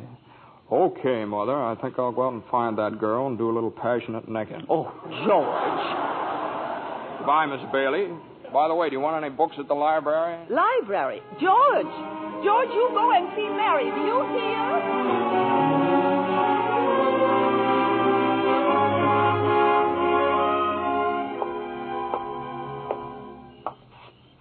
George, is that you out there? Oh, hello, Mary. Well, are you coming in? I just happened to be passing by here. Oh, I thought you were picketing. Have you made up your mind? How's that? Have you made up your mind? About what? About coming in. Your mother just phoned. She said you were coming over. My mother just phoned. What does she mean, Carla? I just happened to be passing by, that's all. I didn't... Well? Well, all right, I'll come in for a minute, but I didn't tell anybody I was coming here. You fella can't go out for a walk nowadays without you. When'd you get back? Tuesday. Where'd you get that dress? Do you like it? It's all right. Well, no point standing here on the porch. Come on in. I still can't understand it. I didn't tell anybody I was coming here, you know. Would you rather leave? Well, no, I don't want to be rude. Sit down for a while. It's nice about your brother and Ruth, isn't it? Yeah. That's all right. Don't you like her? Well, of course I like her. She's a peach. Oh, just marriage in general you're not enthusiastic about, hmm? No. Marriage is all right for a lot of people. It's all right for Harry and Sam Wainwright and you. For Sam? Mary? It's George Bailey, Mother. What's he want? I don't know. What do you want? Me? Not a thing. Not a thing, and I just came in to get warm. He's making violent love to me, Mother. You just tell him to go right back home. Sam said he'd call you tonight from New York, didn't he? I guess so. How about some music? Your mother needs... I didn't come here to... What did you come here for, then? I don't know. You're supposed to be the one with all the answers. You tell me. Oh, why don't you go home? I don't know why I came here in the first place. Good night. Good night. Okay, the way you're shouting, you'd think that... You'd think what? All right, I'll get it. George, on your way out, would you mind turning off the phonograph? I'd be very happy to. Doggone crazy song. Hello? Sam? Mary, gee, it's good to hear your voice. How are you, Sam? I forgot my hat. Hee-haw. What? Oh, I was just talking to an old friend of yours, George Bailey. Oh, Mossback George? Old Mossback George. Well, put him on. I'll talk to him, too. Wait a second. George. He doesn't want to speak to George. He does so. He asked for him. Why'd you call me? Because if I'm in a hurry. Sam wants to talk to you. Oh. Hiya, Sam. Hey, fine pal you are, trying to steal my girl. What do you mean? Nobody's trying to steal anybody's girl. Here, Mary, take the phone. No. Wait, George. I want to speak to you both. tell Mary to get in the extension upstairs. He says for you to get on the extension upstairs. I can't. Mother's on the extension. Yeah, we can both hear, George. Just put your head a little closer. What? There, that's better. We're listening, Sam. Well, I have a big deal coming up. It's going to make us all rich. George, you remember that time you told me about making plastics out of soybeans? Soybeans? Yeah. Soybeans, yeah. Well, my father's checked into it, George, see? And now he's going to put up a factory. How do you like that? A factory, huh? And here's the point, George. I may have a job for you unless you're still married to that broken-down building and loan. Oh, Mary? I'm here. You tell that guy I'm giving him a chance of a lifetime. Do you hear? He says it's the chance of a lifetime. Give me that phone. Here's George again, Sam. George. Now, you listen to me, Mary. I don't want any plastics, and I don't want any job, and I don't want to get married ever to anyone. Do you understand that? I want to do what I want to do, and you're not going to trick me. And you're... Mary. George. Mary. Oh, Mary, darling, I love you, Mary.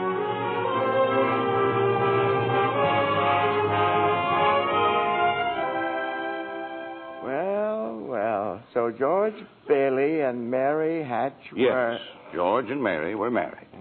And they started off on their honeymoon in Ernie Bishop's taxicab. Hey, where are you two going on this here now honeymoon? We're going to shoot the works, Ernie. A whole week in New York, a whole week in Bermuda, the highest hotel, the oldest champagne, the hottest music, and the prettiest wife. So you're finally getting out of Bedford Falls, huh? Then what? Then what, honey?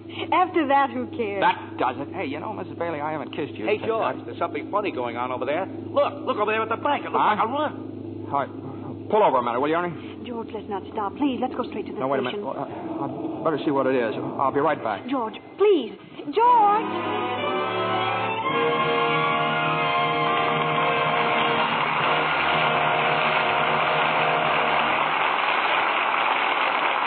In a few moments, we'll return with the second act of It's a Wonderful Life, starring James Stewart, Donna Reed, and Victor Moore. Meanwhile, here's our Hollywood reporter, Libby Collins, looking very smart, too, may I say. Well, thank you, Mr. Keeley. You know, after seeing Paulette Goddard's wardrobe for Paramount's new comedy, Suddenly It's Spring, I just had to rush out and buy something new. Looking at all those lovely clothes was just too much for my self-control. Well, you look stunning, Libby. Oh, thank you again, Mr. Keeley. Now, tell me about the picture. I understand that Paulette's portrayal of an ex-whack is truly delightful. Oh, yes, it is. And Fred McMurray gives a perfect characterization of her wayward husband. Between the two of them, Suddenly It's Spring is a high-spirited comedy with emphasis on the romantic side. Well, naturally. But really, Mr. Keeley, that wardrobe of Miss Goddard certainly will make clothes-conscious girls sit up and take notice. I'll bet you think so, too, Mr. Kennedy. Well, Libby, men seldom know much about styles. What I notice about a dress is the general effect when a woman wears it. Some girls always seem to have that right-on-the-beam look. You know what I mean. Well, I think what you have in mind, Mr. Kennedy, is good grooming. Screen stars certainly put great emphasis on it. A perfect hairdo, fresh, beautifully cared-for skin. Those are essentials. That must be the reason Lux Toilet Soap continues to be a studio standby, no matter how often other styles change. Well, that's what Miss Goddard told me. She says her beauty facials are so quick and easy and work so well. She's never without a supply of Lux Toilet Soap. I can depend on it for daily complexion care, she said. I wish you'd tell the ladies in our audience how easy these Lux Soap facials are, Libby. Well, here's what Paulette Goddard does. She says, I cover my face with the fragrant Lux Soap lather and work it well in. I rinse with warm water, then cold, and use a soft towel to pat my skin dry.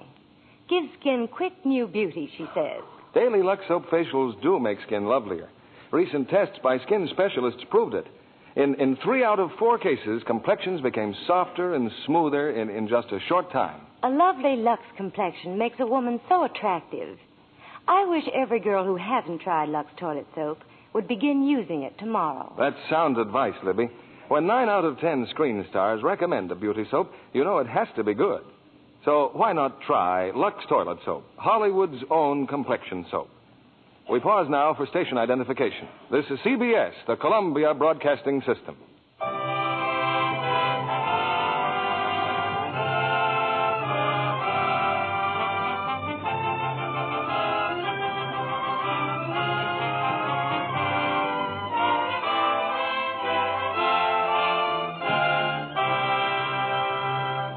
Act 2 of It's a Wonderful Life, starring Jimmy Stewart as George, Donna Reed as Mary, and Victor Moore as Clarence.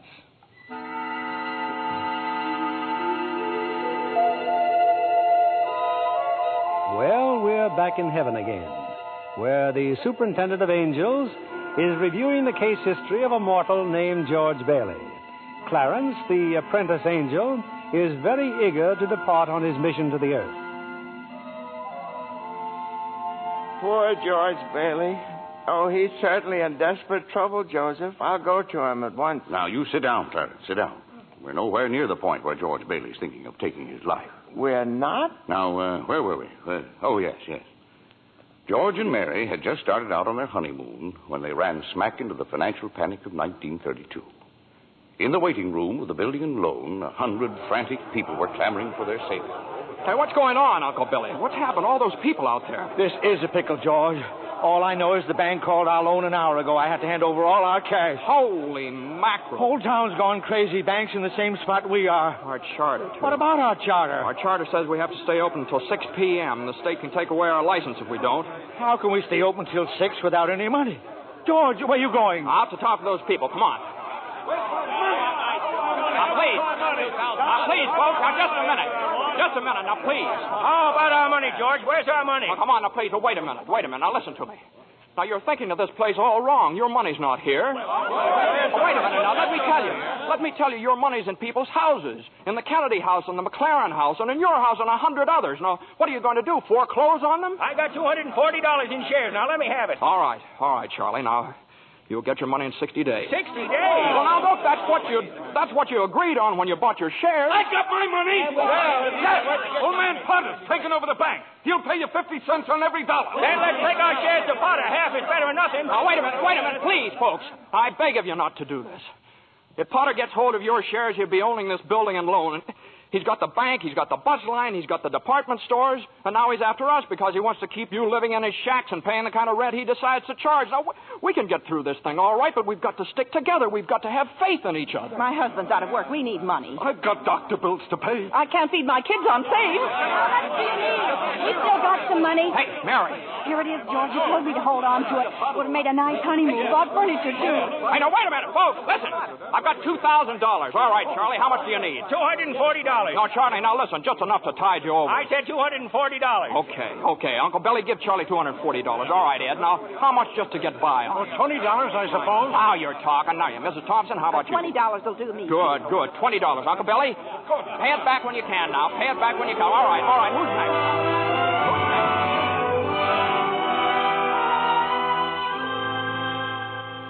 Look at the clock. Look. 5 seconds, 4 seconds, 3, 2, 1. 6 o'clock. We made it. Lock that door, Eustace. Quick. Boy, we're still in business, Uncle Billy. We've even got $2 left. George, there's a call for you. Okay, and then call my wife, will you? She's probably over at Mother's. Mrs. Bailey's on the line. No, I don't want Miss Bailey. I want my wife, Mrs. Bailey. Miss Bailey, that's my wife. That's my. Give me the phone, will you? Hey, Mary. Listen, Mary. I'm sorry. Come home. Well, what home? Well, 323 Sycamore. Well, whose home is that? What? Well, Mary, how can I? Well, sure. All right, sure. I'll be there. Clarence, guess what 323 Sycamore was? His mother-in-law's house, huh? Oh, no. Number 323 Sycamore was the old Granville house, the one George threw rocks at and made wishes. Yes, sir, that's where they spent their honeymoon. That's where they started housekeeping. They were still living there 2 years later when old man Potter asked George to stop over at his office. Sit down, George. Sit down, do. Have a cigar? Well, thank you, sir. George, you're a young man, married, making, say, $40 a week at the Building and Loan. 45. 45. Now, if you were some ordinary yokel, I'd say you were doing fine. But George Bailey is intelligent, ambitious. He hates the Building and Loan almost as much as I do. He's been dying to get out of town ever since he was born, but he's trapped. Trapped into frittering his life away playing nursemaid to a lot of garlic eaters. Do I paint a correct picture, George, or do I exaggerate? Well, what's your point, Mr. Potter? My point is that you're the only man in town who has licked me. George, I want to hire you. Manage my affairs. I'll start you off at $20,000 a year. $20,000 a year? Hey, you sure you're talking to me? I'm George Bailey. Don't you remember me? The building and loan, remember? Yes, George Bailey, whose ship has just come in, providing he has sense enough to climb aboard. Well, but what about the building and loan? Confound it, man. I'm offering you a 3-year contract at $20,000 a year. Is it a deal or isn't it? No, the answer's no, doggone it. If you offered me $1 million to stay around this town and play stooge to you, the answer'd still be no. Now, let me alone. Don't bother me.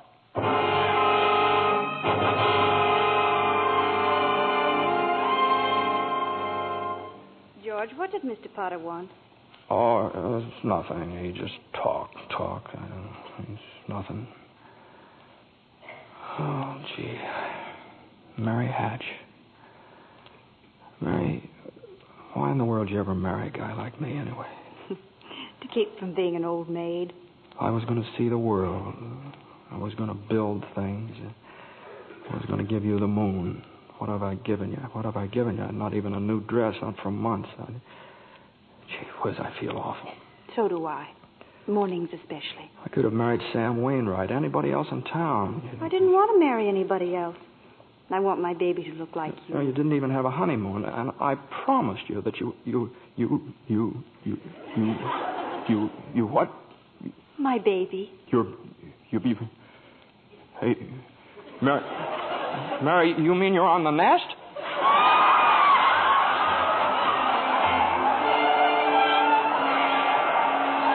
Well, Mary had her baby, Clarence. A boy.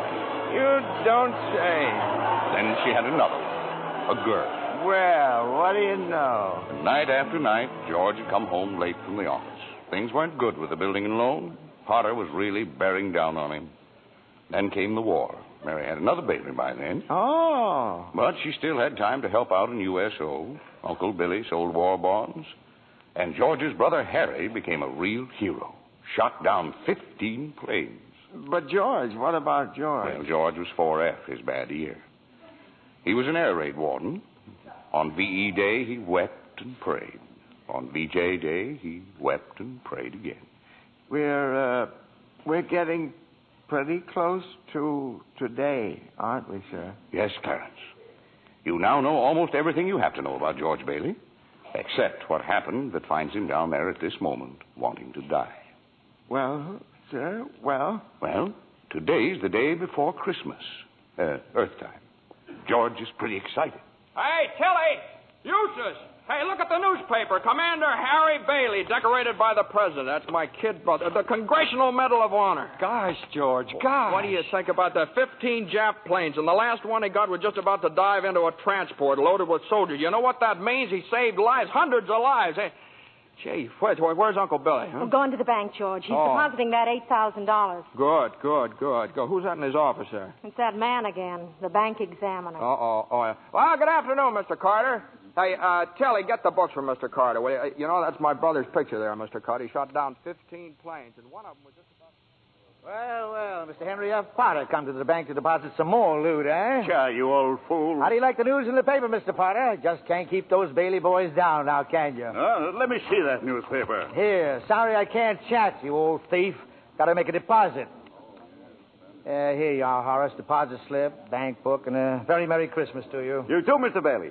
Say, you've forgotten something, haven't you? Horace, I've forgotten things all my life. Get a wheedle on, boy. But, Mr. Bailey, where's the money? What's that? You want to make a deposit? Well, certainly I want. Well, it's customary to bring the money with you. It's gone. Where'd I put it? Where'd I put that money? A terrible thing, Clarence, terrible. Uncle Billy couldn't find the money because the envelope with the $8,000 was folded up in that newspaper he gave to old man Potter. I just don't know what happened to it, George. I just don't know. $8,000. Uncle Billy, the bank examiner's here, and it's not our money. It belongs to the depositors. George, what are we going to do? We've traced every step I took. We can't stand here in the street. Are you sure you didn't put that envelope in your coat pocket? I think so. Maybe. Oh, I'm no good to you, George. I'm no good. Now listen to me. Think, will you? Now try and think. I can't think anymore. I can't. Where's that money, you silly old fool? You know what this means? It means bankruptcy and scandal and prison. One of us is going to jail. Well, it's not going to be me. Now get out of my way. I'm going home.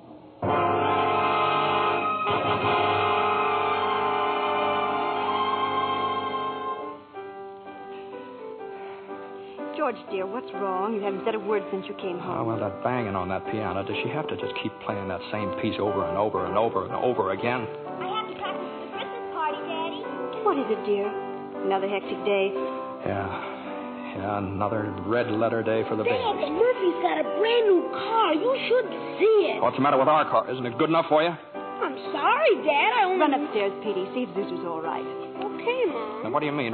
See if Zuzu's all right. What do you mean? Oh, she caught a little cold coming home from school. She didn't button up her coat. Well, what is it? What do you mean, just a cold? George, the doctor said it was nothing serious. Was the doctor here? Well, I thought he'd better look at her. It's this old drafty house. No wonder we don't all have pneumonia. Might as well be living in a refrigerator. Why'd we have to live here in the first place and stay around this measly, crummy old town? George, what's happened? Everything's happened. You call this a happy family? Why do we have to have all these kids? Daddy, how do you spell frankincense? I don't know how you spell. You ask your mother. Where are you going? Upstairs to see Zuzu. Hello? Oh, thank you, Mrs. Welch. I'm sure she'll be all right. Who's that? Zuzu's school teacher. What? Oh, yes, the doctor says she'll be fine tomorrow. Here, give me that phone. George, please. Mrs. Welsh? Well, this is Mr. Bailey. Say, what kind of a teacher are you anyway? What do you mean sending Zuzu home like that half naked? Do you realize you probably end up with pneumonia just because of your stupidity? You know, maybe my kids aren't the best dressed kids in town, but at least... Hello. Janie, will you stop playing that lousy piano? Cut it out. Stop it. George, for heaven's sake, what's wrong with you? I'm sorry. Janie, I'm sorry. Mary, I've just got to get out of here.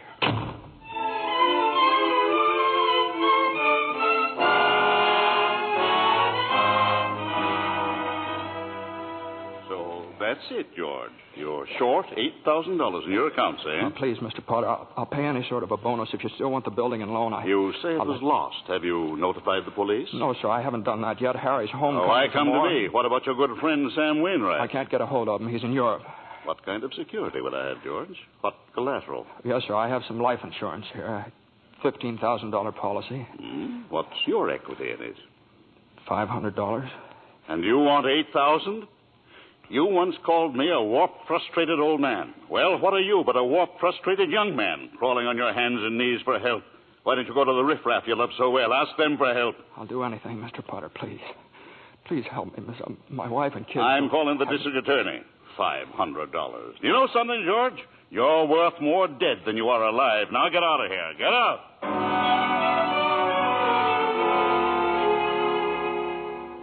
And all the time, Potter had the $8,000 in his desk drawer. It's still there, Clarence. But where's George, sir? Where? Well, he went over to Martini's Cafe. He's had a couple of drinks, Clarence. He's just standing there, sort of in a daze. Oh, God.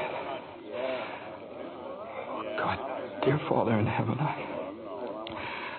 I'm not a praying man, but if you're up there and you can hear me, please show me the way. I'm at the end of my rope. Show me the way, God. Mr. Bailey, you all right? Don't drink anymore, Mr. Bailey. Please, you don't feel good. Bailey? Did you say Bailey? Which Bailey? This gentleman is Mr. Bailey, George Bailey. George Bailey, huh? And the next time you talk to my wife like that, she'll get worse.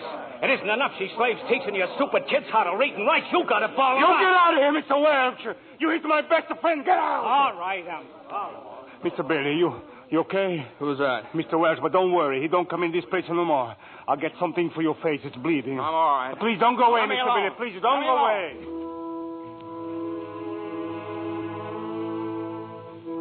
Well, George left Martini's Cafe 5 minutes ago, Clarence. He's at the river now, on the bridge, looking at the water. Are you ready, Clarence? All ready, sir. Very well. Save George Bailey's life, and you get your wings. My wings. Oh, thank you, Joseph. George! George Bailey! Get away from that bridge! You hear me? George! George!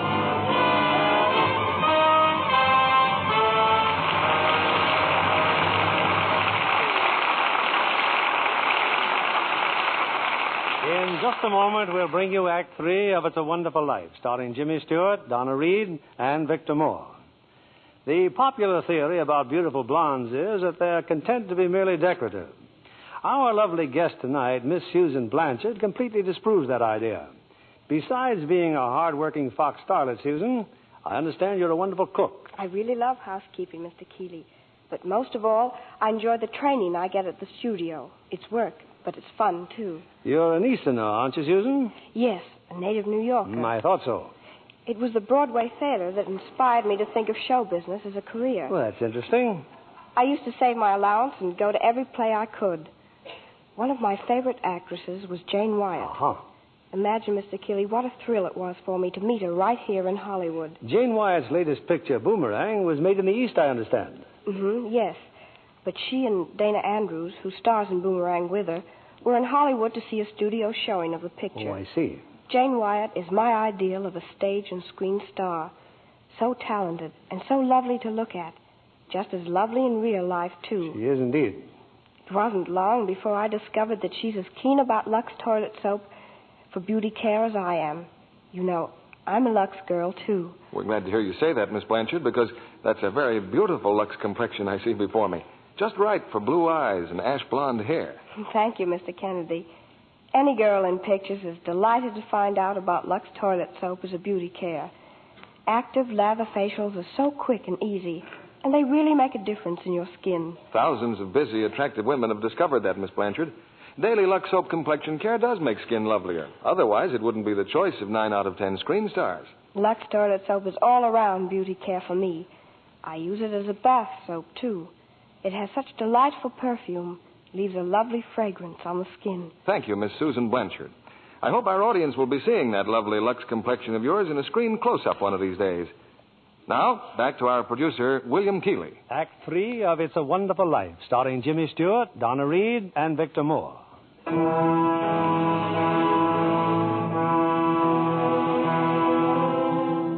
Numb with despair, convinced, as Mr. Potter said, that he's worth more dead than alive, George Bailey stands on a bridge, staring at the dark and frigid waters below. Suddenly, there's a splash. No, that's not George. It's Clarence, the apprentice angel.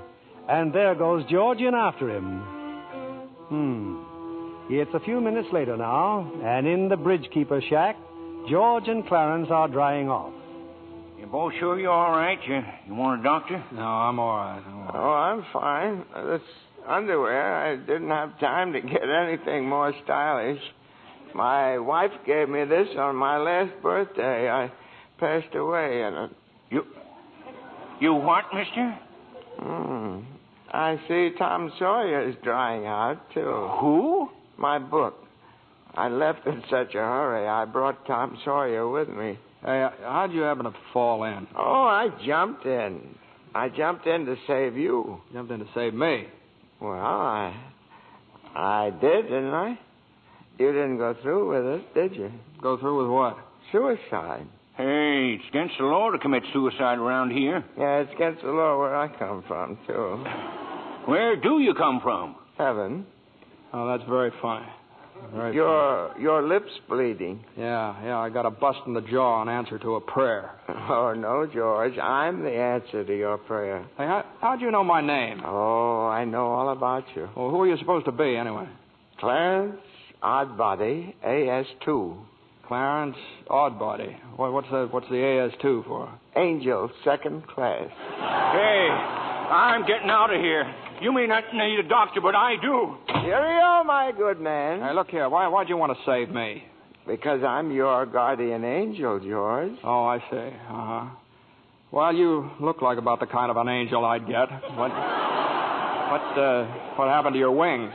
Well, I haven't won my wings yet. That's why I'm an angel, second class. Oh, I see. But you can help me earn them, George, by letting me help you. Oh, don't happen to have $8,000 on you, do you? No. We don't use money in heaven. Oh, that's right. Yeah, I keep forgetting. I see. Comes in pretty handy down here, bub. Oh, tut. Of course, I found it out a little late. You know, I'm worth more dead than alive. You mustn't talk like that. Joseph will never give me my wings if you keep feeling that way. You just don't realize what you've done for your folks. Why, if it hadn't been for Yes, you... if it hadn't been for me, everybody would be better off. My wife and my kids and my friends. Oh, this is not going to be easy. And I'll be better off if I hadn't been born. What did you say? I said I wish I'd never been born. George, that's wonderful. It's wonderful. What? The idea you just gave me. Well, you got your wish. You've never been born. I've never been born? Exactly. No worries, no $8,000 to get, nothing. You simply don't exist. All right, okay, all right. George, I can do things, strange things. I can show you the world, George, the way it would be if you hadn't been born. Hey, wait a minute. This ear of mine. Hey, say something else in that bad ear. You don't have a bad ear anymore. Oh, I don't think you're concentrating. Oh. Don't you see? You're not the George Bailey you think you are. You're nobody. Oh, that's the doggonest thing I ever saw, that ear. Your lips stopped bleeding, too. Yeah. Hey, what's happening around here? What is this, anyway? I need a drink. That's what I need. What about you, Angel? You want a drink? Well, I don't quite know. Come on. We'll go as soon as our clothes are dry. Clothes are dry, George. Hey, so they are. That's funny. Well, look, let's get dressed and we'll stroll over to Martini's and then...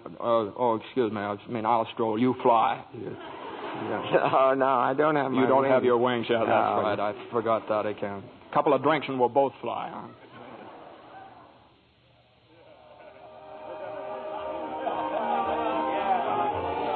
What'll you have, fellas? Hey, where's the boss? Where's Martini?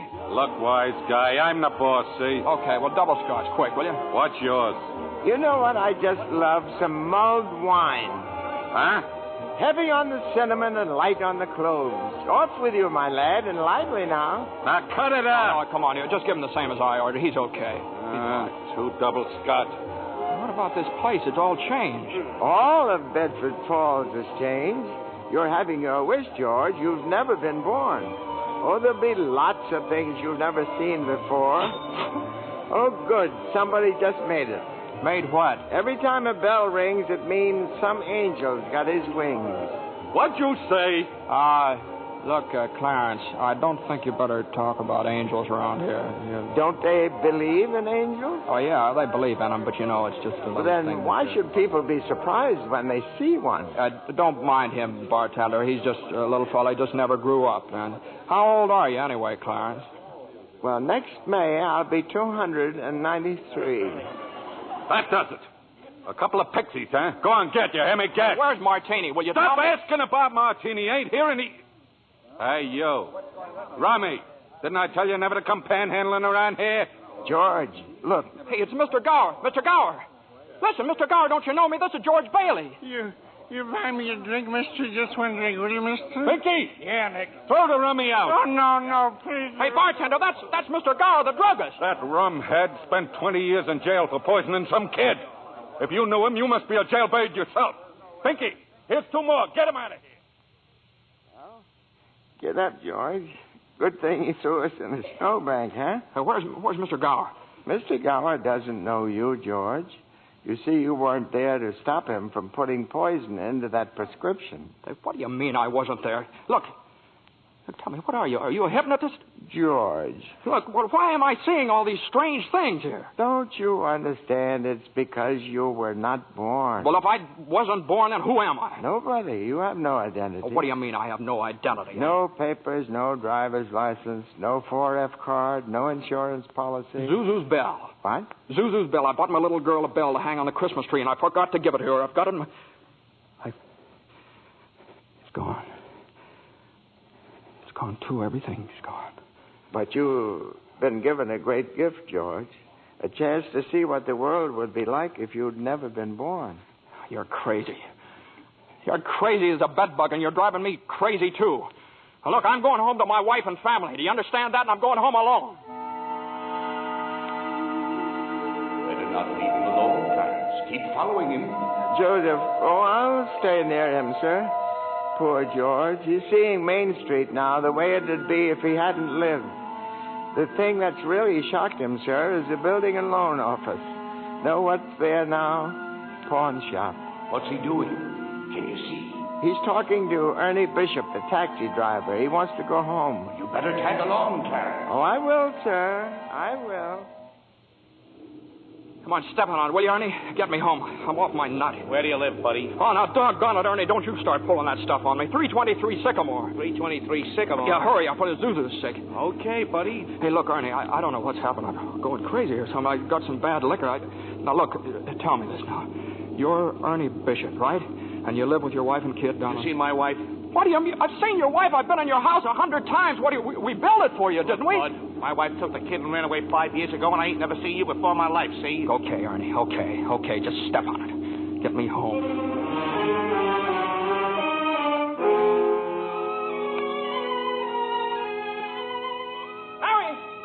Mary, where are you? Janie, Petey, Zuzu. Zuzu, where are you? This is just an old abandoned house, George. You have no wife, no children. Where are they? What have you done with them? Hey, I'll break that thing. See, I told you. All right, up with your hands. Oh, Bert the cop. Thank heaven you're here. Now, look, why don't you be a good fella and I'll take you to a doctor. Bert, listen to me. What's the matter with you guys? Now, listen, it's that fellow there. He says he's an angel. He tried to hypnotize me. I hate to use my nightstick, but I guess I... Ow! Run, George, run. He can't hit you while I'm biting him. George, run. My teeth aren't what they used to be. Joseph, help! Joseph! Where'd they go, Ernie? Where'd they go? I don't know. They just disappeared.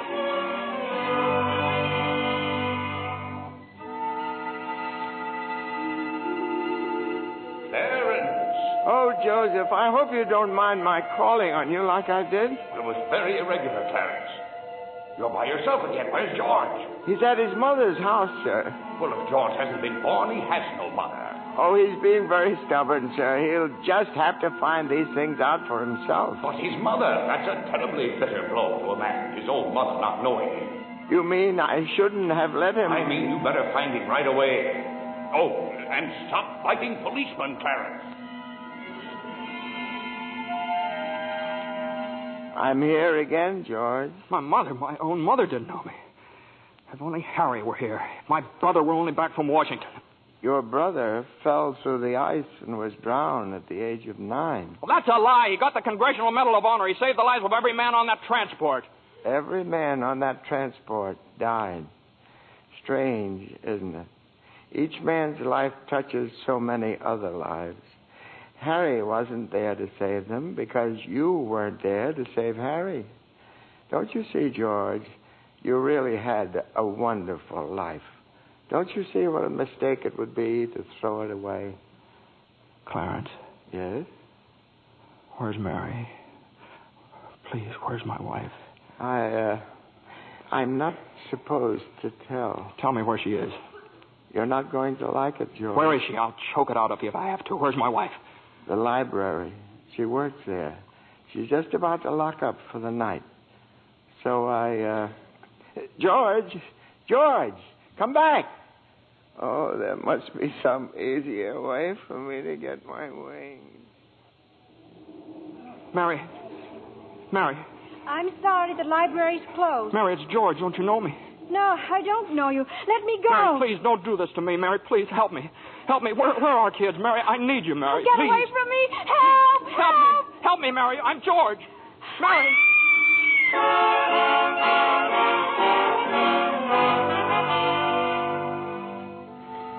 Clarence. Oh, where is he, Joseph? Where's George? I'm afraid I've lost him, sir. You knew you shouldn't have let him try to see Mary. Now they're after him, a mob. They think he was trying to hurt her. Joseph, I won't even get one wing, will I? You have one more chance, Clarence. Get over to the bridge by the river. I think George has seen just about enough. But the mob... But don't worry. They've lost him, too. Now, hurry up. Oh, thank you, Joseph. Thank you. Clarence, where are you? I'm here, George. Help me, Clarence. Get me back. I don't care what happens to me. Only get me back to my wife and kids, please. I want to live again. Oh, thank you, George. Thank you, boy. I want to live again, please. Oh, God, please let me live again. George? Is that you down there, George? Now, get out here, Bert. Get out here. You come in any closer, I'll let you have it. What the hell are you yelling for, George? Come on. George. George, Bert, do you know me? No, yeah. I've been looking all over town for you. Where you been? Hey, Bert, I'm alive again, Bert. You sure you're all right? Hey, your mouth's bleeding. It is. Hey, my mouth's bleeding. Bert, look at the blood come out of there. Would you? And where's Zuzu's Christmas bell, Bert? I had it right in my pocket. Here it is. Hey, it's in my pocket. What do you know about it? Hey, Merry Christmas, Bert. Well, Merry Christmas. Get in the car. I'll drive you home. You will, Bert? We'll do that and turn the siren wide open, huh? Merry Christmas, Bedford Falls. Hey, Merry Christmas, old building and loan. Merry Christmas, Mr. Potter. Yippee! Come on. Hey, Bert, come on in with me, huh? What is these people, these reporters? Hey, Merry Christmas, reporters.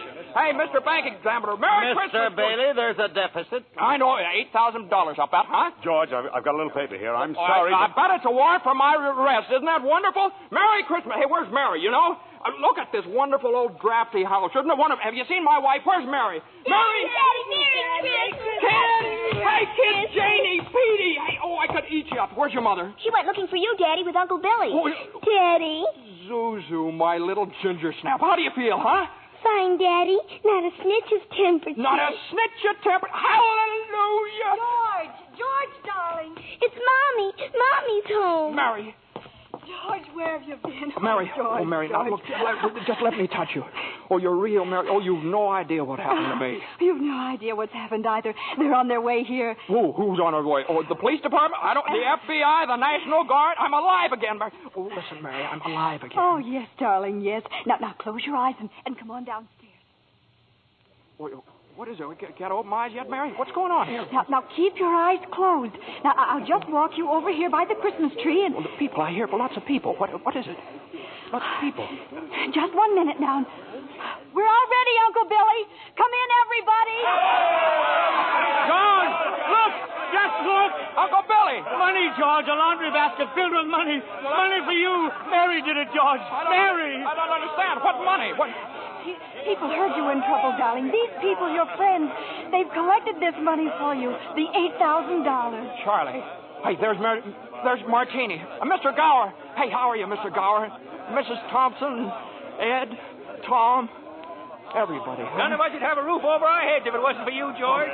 Gosh, this is wonderful. Hey, Mary, look who's coming in. Mother. Hi, Mother. Hey, and Harry. Got Mary's telegram, George.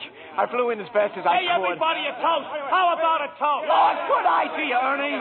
A toast to my big brother, George, the richest man in town. Daddy, my Christmas bell. You didn't forget. Forget? Here, honey. Here's your bell. Daddy. Darling, what's this on the table here? This book? The Adventures of Tom Sawyer. Lord, there's something written in it. Dear George, remember no man is a failure who has friends. Thanks for the wings. Love, Clarence. Clarence? Yeah, he's a very dear friend of mine. Daddy, Mrs. Welch says every time a bell rings, an angel gets his wings. That's right, Zuzu. That's right. That's right. Attaboy, Clarence. Attaboy, Clarence. Happy landing.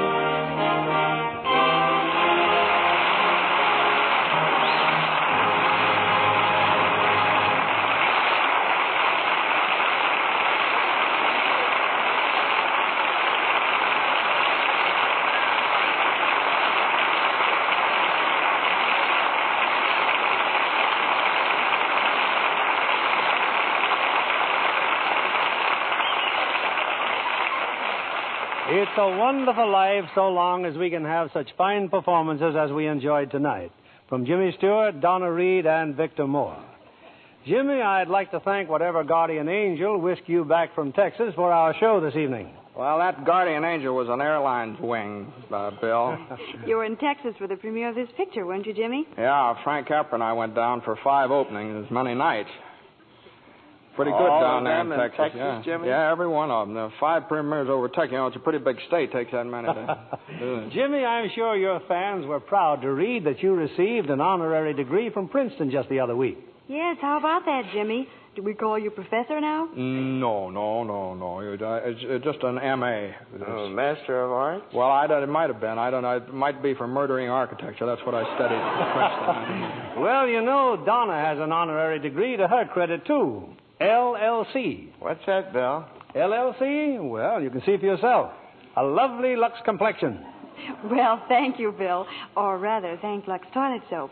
It's a wonderful complexion care.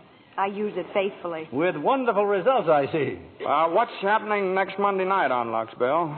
Next week, we have another of the season's most successful films.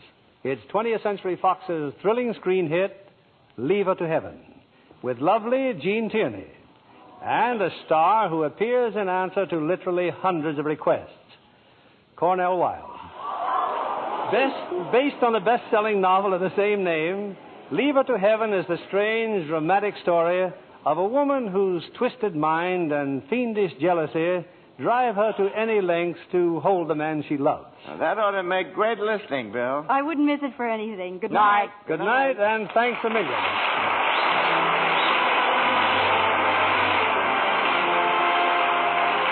Lever Brothers Company, the makers of Lux Toilet Soap, join me in inviting you to be with us again next Monday evening, when the Lux Radio Theater presents Gene Tierney and Cornell Wilde in Leave Her to Heaven. This is William Keighley saying good night to you from Hollywood.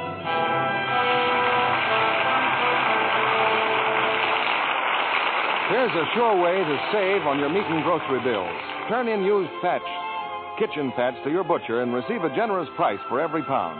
The worldwide supply of fats is still desperately short, and every drop you save helps in the making of soap, refrigerators, and other needed items. So save and turn in your used kitchen fats.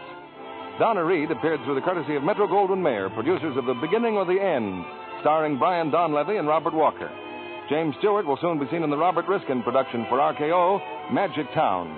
Victor Moore will soon be seen in Roy Del Ruth's production, It Happened on Fifth Avenue. Our music was directed by Louis Silvers. This program is broadcast to our men and women overseas through cooperation with the Armed Forces Radio Service. And this is your announcer, John Milton Kennedy, reminding you to tune in again next Monday night to hear Leave Her to Heaven with Gene Tierney and Cornell Wilde. Spry. When you bake and fry. For your cake and pie. It's your shortening by. Rely on Spry. Want fried foods crisp, golden, better tasting? Try Spry, the pure vegetable shortening that gives you delicious, better tasting fried foods. So digestible, too, the Spry way. Rely on Spry. S-P-R-Y. Rely on Spry. S-P-R-Y. Be sure to listen in again next Monday night to hear the Lux Radio Theater presentation of Leave Her to Heaven. This is CBS, the Columbia Broadcasting System.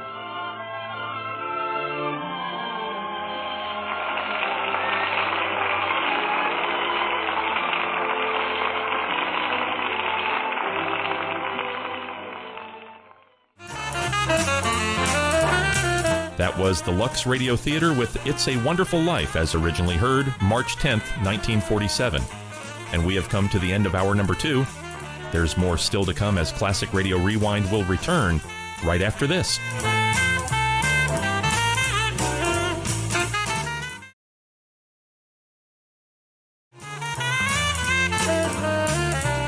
Welcome back to Classic Radio Rewind and hour number 3. Next up is the Campbell Playhouse with their rendition of A Christmas Carol. The Campbell Playhouse, directed by Orson Welles, aired its adaptation of A Christmas Carol for 2 consecutive years. The first broadcast was on December 23, 1938, and the second on December 24, 1939. Both episodes featured Lionel Barrymore as Ebenezer Scrooge. And now, A Christmas Carol from the Campbell Playhouse from December 24, 1939.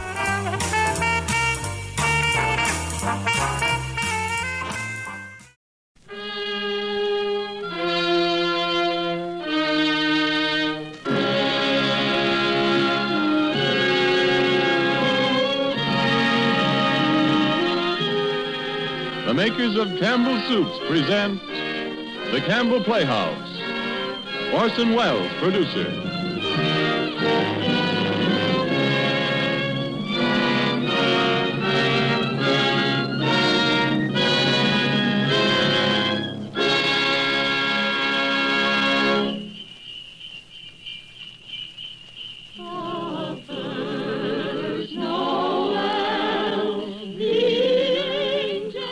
Good evening. This is Orson Welles. There are clearly a number of ways in which a Christmas carol could be introduced. Myself, I am most struck by the happy fortune that enables us on this Christmas Eve to present Mr. Lionel Barrymore, the best-loved actor of our time, in the world's best-loved Christmas story, A Christmas Carol. It is the American way, as we know, to establish traditions quickly where popular instinct and sentiment pronounce them sound. And so it is that today, actually only the 5th anniversary of Mr. Lionel Barrymore's first playing of the part of Ebenezer Scrooge for the Campbell Playhouse, there is, I think, in all America nothing more eagerly awaited, more firmly rooted in the hearts of the radio family that numbers millions, than this yearly performance of A Christmas Carol. A Christmas Carol, as Charles Dickens wrote it, has by common consent long been a classic. Mr. Lionel Barrymore's appearance in it is rapidly becoming one. And now, just before A Christmas Carol, Ernest Chappell has a special Christmas greeting from the makers of Campbell Soups. Mr. Chappell. Thank you, Orson Welles. As the old year draws toward its close, we of Campbell's feel a bond of warmth and gratitude toward each of you, our friends. For you see, in homes everywhere throughout the land, Campbell Soups have been welcomed. Day by day and week by week, you have placed confidence in us and in the foods we make. And there isn't anything we appreciate more deeply than the fact that so many of you have elected to let Campbell's make your soups for you. And so when Christmas comes, we look about to find some way to show our appreciation, some Christmas present by which to say thank you. The gift we chose 5 Christmases ago and have chosen each year since has become a part of Christmas to many and many a family. It has become a Christmas custom to gather round the radio to hear and to enjoy A Christmas Carol. And since it is Christmas Eve, we hope, too, that the younger members of the family are permitted to stay up and listen before dreams and visit of Santa. We get a great deal of pleasure planning and preparing this Christmas gift, and now it's ready. Off come the wrappings, off come the tags that say, please do not open till Christmas. Out comes the card, to you from Campbell's. And here is the gift itself.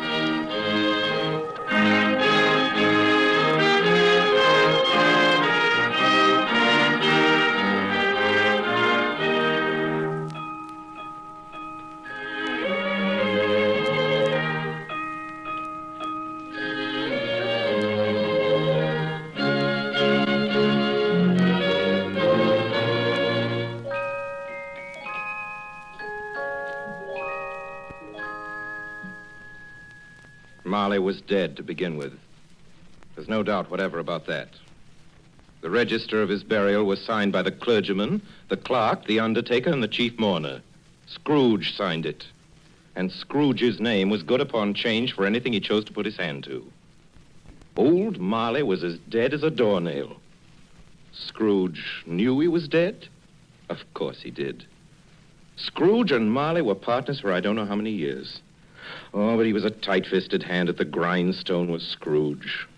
A squeezing, wrenching, grasping, scraping, clutching, covetous old sinner. And once upon a time, of all the good days in the year, on Christmas Eve, old Scrooge sat busy in his counting house, a grim, cheerless place if ever there was one. The door of Scrooge's counting house was open, that he might keep his eye upon his clerk, Bob Cratchit, who in a cold and dismal little cell beyond worked at his ledgers. 19, 20, 21, 22. Merry gentlemen, let nothing you dismay. 23, 26, 29. Christmas Day, 11, 13, 17, 7, carry 1. Hour and 18. Bob Cratchit. Yes, Mr. Scrooge? Stop that infernal caterwauling. Yes, sir. 9, 15, 17, 21, carry 1. Impudence. Singing their idiotic Christmas carols at my very door. Go somewhere else and bellow your blasted carols, or I'll give you in charge. Sorry, Governor. It's an old custom at Christmas time, you know. Yes, and I don't want any of your old customs. Take your fellow fools and go away. Christmas. Blah. Right, sir. Merry Christmas anyway, sir. A Merry Christmas, Uncle. A Merry Christmas, Bob. Merry Christmas, Mr. Fred. God save you, Uncle. Ah, humbug. Christmas a humbug, Uncle? No, I'm sure you don't mean that. I mean just that. Exactly that. Merry Christmas. What right have you to be merry? What reason have you? You're poor enough. Well, what right have you to be dismal about Christmas, Uncle? You're rich enough. Ah. Now, Uncle, don't be cross. Well, what else can I be when I live in such a world of fools? What's Christmas to you but a time for paying bills without money? Merry Christmas. A time for finding yourself a year older and not an hour richer. If I could work my will, every idiot who goes about with Merry Christmas on his lips would be boiled with his own pudding and buried with a stake of holly through his heart. He should. Uncle?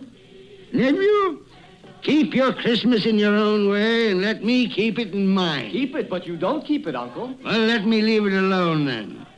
What do you want? A Christmas gift, I've no doubt. I came to wish you a Merry Christmas, Uncle. A Merry Christmas. Much good may Christmas do you. Much good it ever has done you. There are many things from which I derive good by which I have not profited materially, I dare say, Uncle. Christmas among the rest. But I have always thought of Christmas time as a good time. A kind, forgiving, charitable, pleasant time. And therefore, Uncle, though it has never put a scrap of gold or silver in my pocket, I believe it has done me good and will do me good. And I say, God bless it. God bless Christmas. Hurrah! Let me hear another sound out of you there, Bob Cratchit, and you'll keep your Christmas by losing your situation. Yes. As to you, nephew, I wonder you don't go into Parliament. You talk enough nonsense. Don't be angry, Uncle. I want nothing from you. I ask nothing of you. Why can't we be friends? Good afternoon. Well, I'm sorry you feel that way. I've tried. A Merry Christmas to you, Uncle. Good afternoon. And a Happy New Year, too. Ah, humbug. And a Merry Christmas to you, Bob, and the missus, and to Tiny Tim. Thank you, Mr. Fred. Same to you, sir. Good day, sir. Good day, Bob. Nonsense. Twaddle. Blummery. Talking of Christmas and not 2 sixpences to jingle together in his trousers pocket. You there, Bob Cratchit. Come here. What are you doing there? I was only putting a bit more coal on the fire, Mr. Scrooge, seeing it's so cold in there, sir. Well, you put that coal back into the scuttle. A fire. A fire, indeed. I can tell you, if you use coal at that rate, you and I will soon be parting company, Bob Cratchit. You understand that? There's many a young fella like your situation, you know. Oh, I'm sorry, sir. My fingers were getting a little stiff with the cold. Then put on your mittens. There's someone at the door. See who it is. Yes, sir. Good afternoon, sir. Good afternoon. This is the firm of Scrooge and Marley. Yes, sir. I should like to see the head of the firm, if I may. Oh, very good, sir. What is it? A gentleman to see you, Mr. Scrooge. Huh? Have I the pleasure of addressing Mr. Scrooge or Mr. Marley? Marley's been dead these 7 years tonight. I'm Scrooge. Well, now, Mr. Scrooge, at this season of the year, it's only fitting that we who are more fortunate should raise a fund to buy the poor some meat and drink and means of warmth. You may not believe it, sir, but many thousands are now in want of common necessities, and hundreds of thousands are in want of the simplest comforts, sir.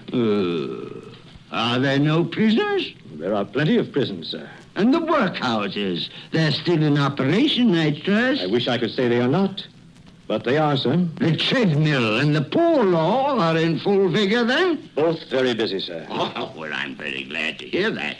I was afraid from what you said at first that something had occurred to stop them in their useful cause. No, sir, all these institutions that you mention are flourishing. But it's nevertheless true that some additional provision for the poor and the destitute must be made. A few of us upon change are endeavoring to raise such a fund, you see. And what shall I put you down for? Nothing.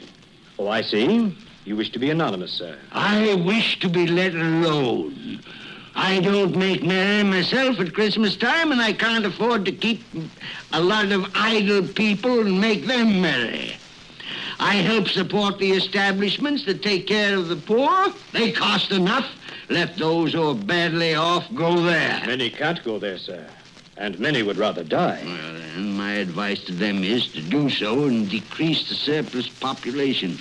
Besides, I've only your word for it that all this is so. It's the truth, Mr. Scrooge. Well, so be it, then. It's not my business. It's enough for a man to understand his own business and not to interfere with other people's. Mine occupies me constantly. Good afternoon, sir. I quite understand, Mr. Scrooge. Cratchit, show this gentleman out. Yes, sir. This way, please. Sir, I couldn't help overhearing. I should like to contribute threepence. Cratchit! Yes, sir. It isn't much, but it's all I can afford. But there are others in worse situation than I. You're a generous fellow. I wish I might say so of your employer. Cratchit! Yes, sir. Good afternoon, sir. Good afternoon. Merry Christmas. Merry Christmas. Yes, sir. Merry Christmas. Close the door. Yes, sir. I have closed it, sir. 24, 31, 1 and carry 3. A new scarlet tippet for Tiny Tim. And a comb for Martha. 33, 3 and carry 3. Hair ribbon for Belinda. 4, 7, 12, 15. I suppose you want the entire day tomorrow. If it's quite convenient, sir. It's not convenient, and it's not fair. But I suppose I can't do anything about it. If I was to stop half a crown of your wages, you'd think yourself very ill-used, I'll be bound. Well, sir, And yet you don't think me ill-used when I pay a day's wages for no work? It's only once a year, sir. Once a year. Once a year, indeed. A fine excuse for picking a man's pocket every 25th of December. But I suppose it's no good talking. You must have the whole day. Well, see that you're here all the earlier the next morning. You understand? Oh, I will, sir. I will, sir, indeed. Good night, sir, and Merry Christmas. Merry Christmas.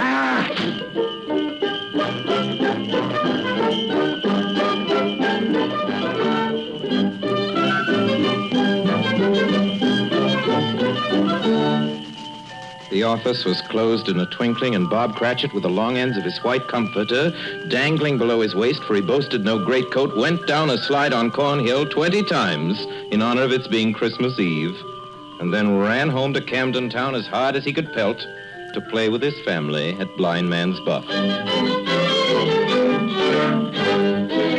Scrooge, on the other hand, took his melancholy dinner in his usual melancholy tavern. Having read all the newspapers and spent the rest of the evening with his banker's book, went to his dismal house. Darkness is cheap, and Scrooge likes it. The yard was so dark that even Scrooge, who knew its every stone, had to grope with his hands through the fog and the frost to find the door. Scrooge walked through his rooms to see that all was right. Sitting room, bedroom, lumber room, all as they should be. Nobody under the table, nobody under the sofa. Nobody under the bed, nobody in the closet. Closed the door, locked himself in, double locked himself in. And took off his cravat, put on his dressing gown and slippers and his nightcap, and sat down before the fire to take his gruel.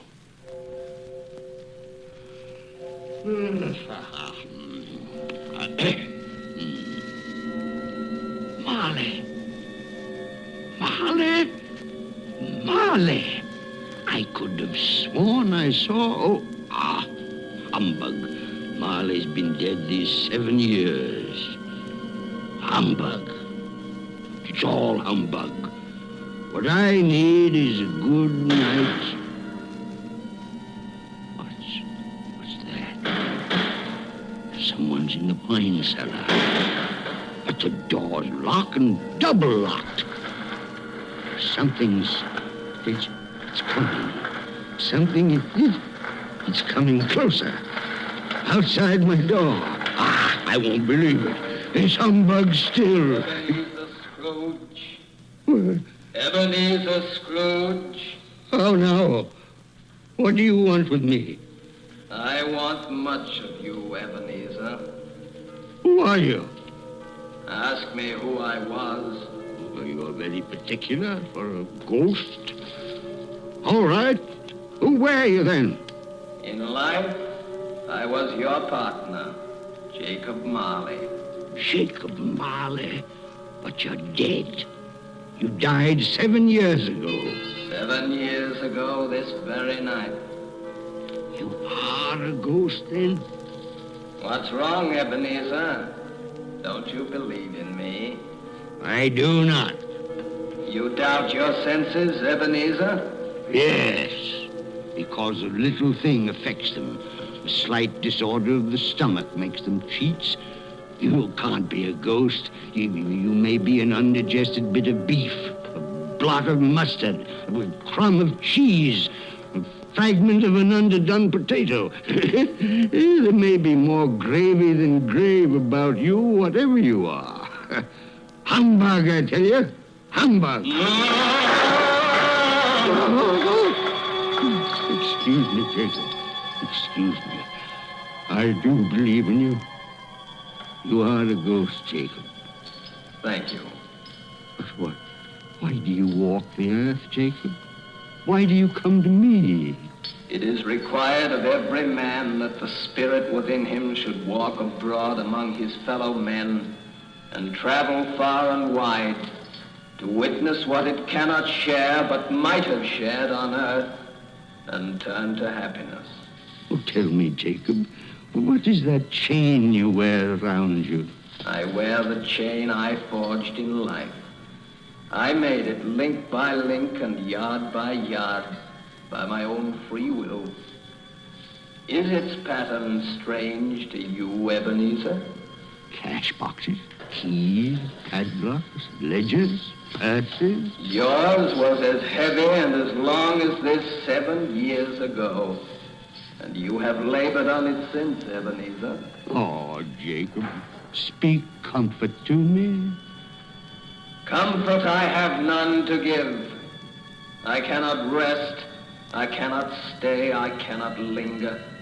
Weary journeys lie before me. You travel fast? Yes, Ebenezer, on the wings of the wind. 7 years dead and traveling all the time? 7 years, Ebenezer. 7 years of remorse. Ebenezer, do you know that no space of regret can make amends for one life's opportunities misused? But you were always a good man of business, Jacob. Business? Mankind was my business. Charity, mercy, benevolence, they were all my business. The dealings of my trade were but a drop of water in the comprehensive ocean of my business. Oh, Jacob, don't take on so. Jacob. Listen to me, Ebenezer. I listen to you, Jacob. Go on, Jacob, speak to me.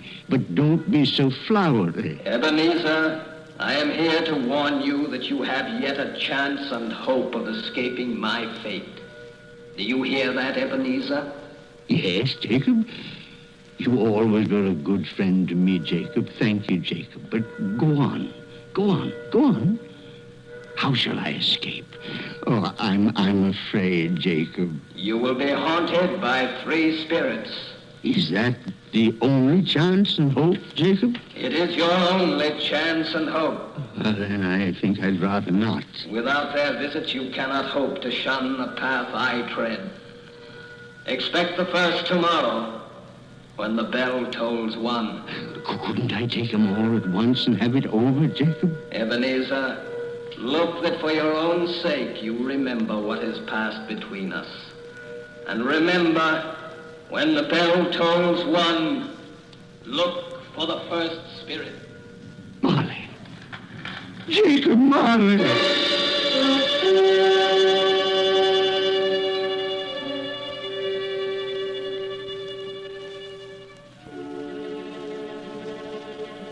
Scrooge awoke. He was lying on his bed fully dressed. Suddenly the curtains of his bed were drawn aside. Scrooge found himself face to face with the unearthly visitor who drew them. As close to it as I am now to you. And I am standing in the spirit at your elbow. It was a strange figure, like a child. Yet not so like a child as like an old man. Ebenezer Scrooge. Who is that? Ebenezer Scrooge, I have come for you. You are the spirit, sir, whose coming was foretold me? I am that spirit. What are you? I am the ghost of Christmas past. Long past? No, your past. But what do you want of me? What brings you here to haunt me? Your welfare, Ebenezer Scrooge. Rise and walk with me. Oh, no, not out of the window. I can't do that. I'll fall down. I'm not a spirit. I'm mortal. I'll fall. Bear but a touch of my hand upon your heart, and you shall be upheld in more than this. Come, follow me.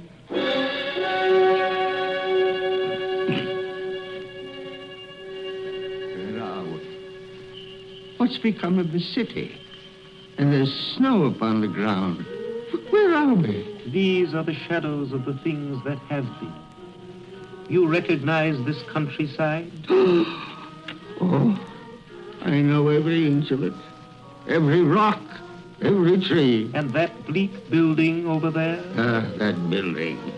I was a boy there. Yes, I went to school in that horrible place. Do you recollect that path? I could walk it blindfold. Strange you forgot it so many years. Come, let us go closer.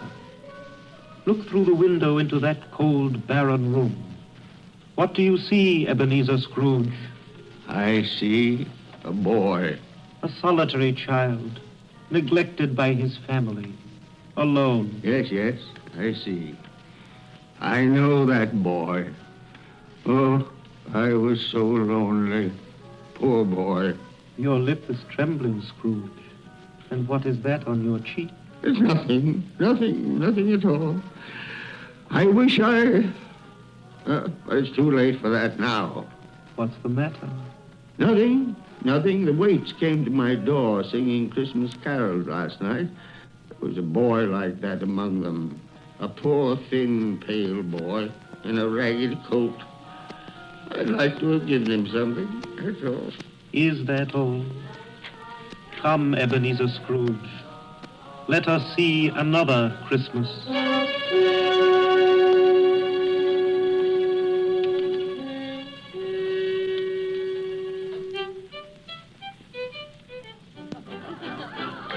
Do you know this place, Ebenezer Scrooge? Know it? Know it? Why, this is the counting house where I was apprenticed. Listen. Choose your partners. Why, it's my old master. Bless his heart, old Fezziwig. My master, alive again, and host at one of his Christmas parties. Listen to it. Thread the needle. And back to your places. And there's Dick Wilkins. Poor Dick. Dear, yes? And look, there's Mrs. Fezziwig herself, looking younger than any of them. And the table's all loaded with roast and cider and mince pie and beer. Oh, what a jolly time we used to have. That carefree young man with the light heart and the gay smile. Do you recognize him? Yes. Merciful heaven. How happy I was then. A small matter for old Fezziwig to make those silly folks so full of joy. Small matter? Small indeed. Isn't it? He has spent only a few pounds of your mortal money. Is that so much that he deserves praise? It's not that. It's not that, Spirit. Old Fezziwig has the power to make us happy or unhappy, to make our service light or heavy. His power lies in words and looks, in things so tiny it's impossible to count them up. The happiness he gives is quite as great as if it cost her... What is the matter? Nothing.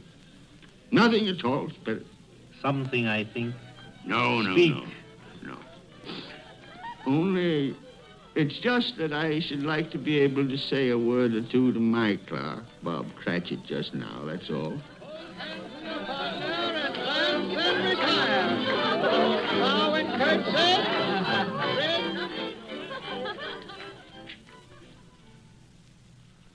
My time grows short, and we have yet another journey to make. Where now? Come. This is our last visit to the past, Ebenezer. Here, in this little room, with a fair young girl by your side.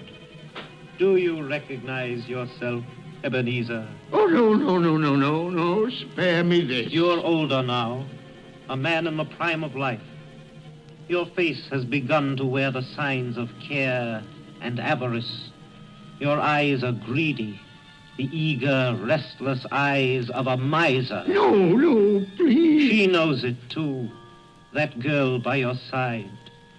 There are tears in her eyes. It matters little, Ebenezer, to you. Very little. I know that. Belle, have I changed towards you?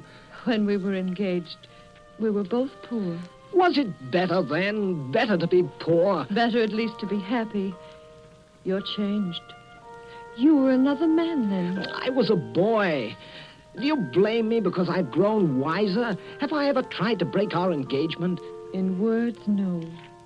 Never. In what, then? In a changed nature. In an altered spirit. In everything that made my love of any value in your sight. So I release you from your promise. Belle. Oh, at first it may cause you pain to lose me, a very brief pain. But soon it will be dim, like a half-remembered dream, an unprofitable dream, and you will be glad to be awake from such a dream. May you be happy in the life you have chosen, Ebenezer, for the love of him you once were. Spirit, it's enough. Show me no more.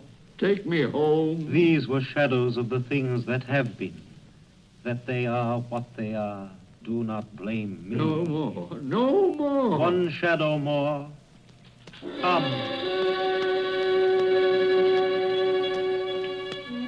Do you see this man, Ebenezer Scrooge? This man might have been you, and the woman beside him your wife, and that girl. That girl might have been your daughter, Ebenezer Scrooge. She might have called you father. She might have been a springtime in the haggard winter of your life. Please let me go. Show me no more. Listen now, while they speak, Ebenezer.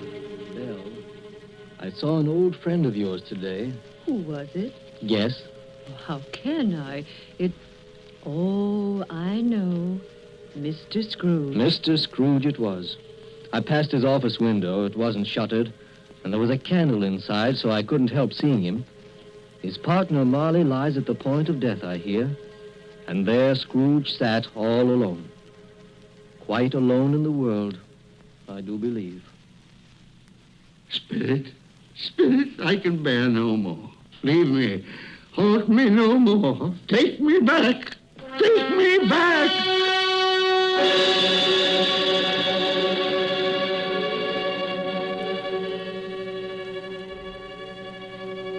King Wenceslas looked out on the feast of Stephen, when the snow lay round about, deep and crisp and even. Brightly shone the moon that night. You are listening to the Campbell Playhouse, bringing you tonight the 5th annual presentation of Charles Dickens' A Christmas Carol, produced by Orson Welles and starring Lionel Barrymore as Scrooge. This is the Columbia Broadcasting System. When the snow lay round about, deep and crisp and even. Brightly shone the moon that night, though the frost was cruel. When a poor man came in sight, gathering winter fuel. And now, back to the Campbell Playhouse in the 5th annual presentation of A Christmas Carol. A Christmas present from the makers of Campbell Soups.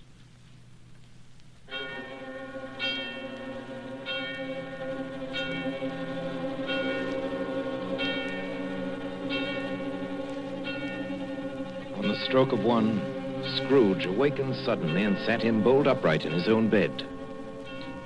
He remembered the words of Marley's ghost and wondered from which direction the second specter would appear. At that moment, nothing between a baby and a rhinoceros would have astonished him very much.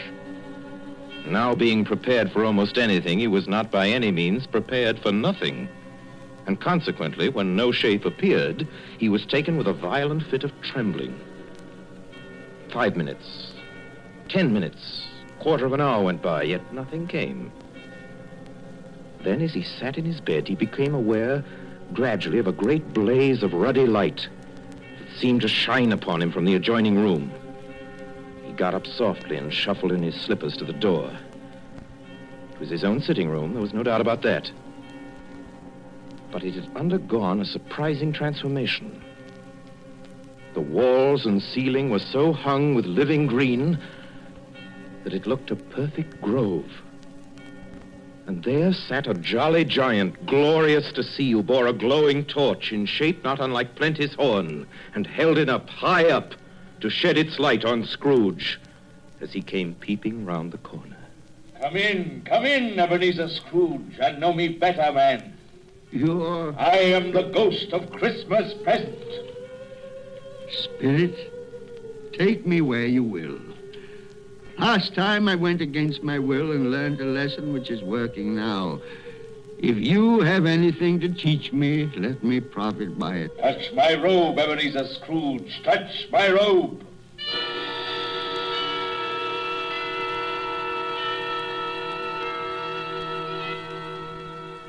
Where have you brought me, Spirit? To an humble dwelling in an humble street. It's miserable enough.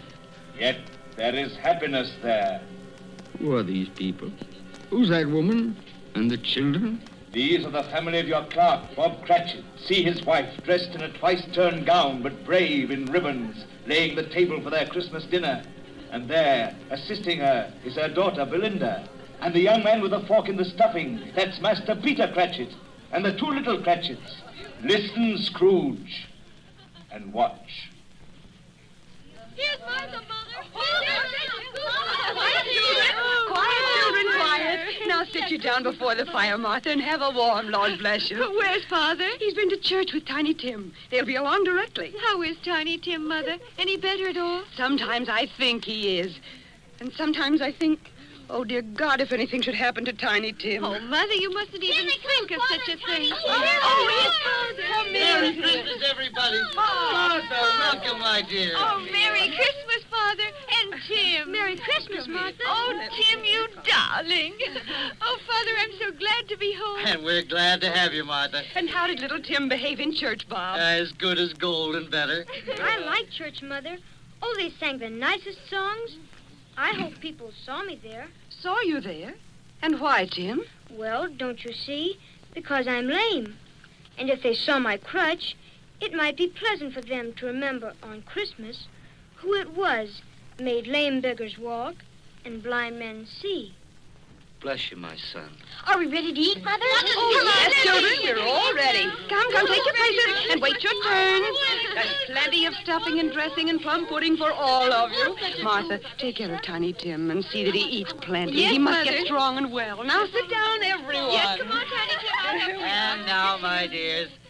I see a vacant seat in the poor chimney corner, and a crutch without an owner, carefully preserved. No, kind Spirit. Say he'll be spared. Say he'll live. If these shadows remain unaltered by the future, Ebenezer, the child will die. And to praise thy name. Amen. Amen. And now, my dears, with such a dinner, a toast. A Merry Christmas to us all, and God bless us. God bless us, everyone. And now to Mr. Scrooge. I'll give you a toast to Mr. Scrooge, the founder of the feast. The founder of the feast, indeed, who pays you all of 15 shillings a week. I wish I had him here. I'd give him a piece of my mind to feast on, and I hope he'd have good appetite for My it. dear, the children, Christmas Day. It should be Christmas Day, I'm sure, on which one drinks the health of such an odious, stingy, unfeeling man as Mr. Scrooge. You know he is, Bob. Nobody knows it better than you, poor fellow. My dear Christmas Day. I'll drink his health for your sake and the day's, not for his. Long life to him. A Merry Christmas and a Happy New Year. He'll be very merry and very happy, I have no doubt. And I say God bless him too, Mother, and everyone. Yes, to Mr. Scrooge. Very well.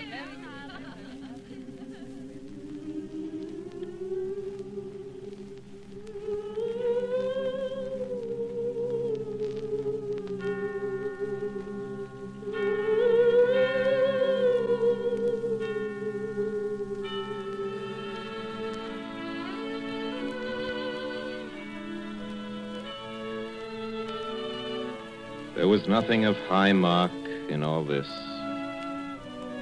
They were not a handsome family, these Cratchits. They were not well dressed. Their shoes were far from being waterproof. Their clothes were scanty and had known, very likely, the insides of a pawnbroker's. But they were happy, grateful, pleased with one another and contented with the time. And when at last they faded, Scrooge had his eye upon them, and especially on Tiny Tim until the last. Many calls Scrooge made that night with the ghost of Christmas present. Down among the miners they went who labor in the bowels of the earth, and out to sea among the sailors at their watch, dark, ghostly figures in their several stations. Much they saw and far they went, and many places they visited, but always with a happy end. The spirits stood beside sick beds and they were cheerful, on foreign lands and they were close at home, by poverty and it was rich, in almshouse, hospital and jail, where vain man in his little brief authority had not made fast the door and barred the spirit out, the spirit left his blessing. It was a long night, if it was only a night. And it was strange, too, that while Scrooge remained unaltered in his outward form, the ghost grew older, clearly older. My life upon this globe is very brief, Ebenezer. It ends tonight. Tonight? Tonight at midnight. Hark. The hour is come. Oh, not yet. Not yet. No, there are still more things I wish to learn. These you will learn from still another spirit. Still another spirit, Ebenezer.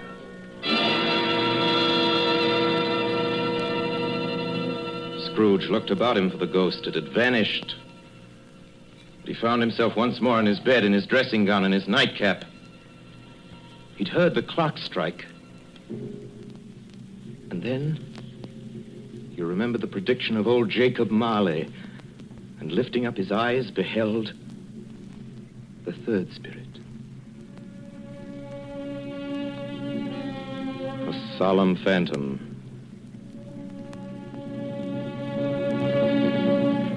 shrouded in black, draped and hooded, coming towards him slowly and silently, like a mist along the ground.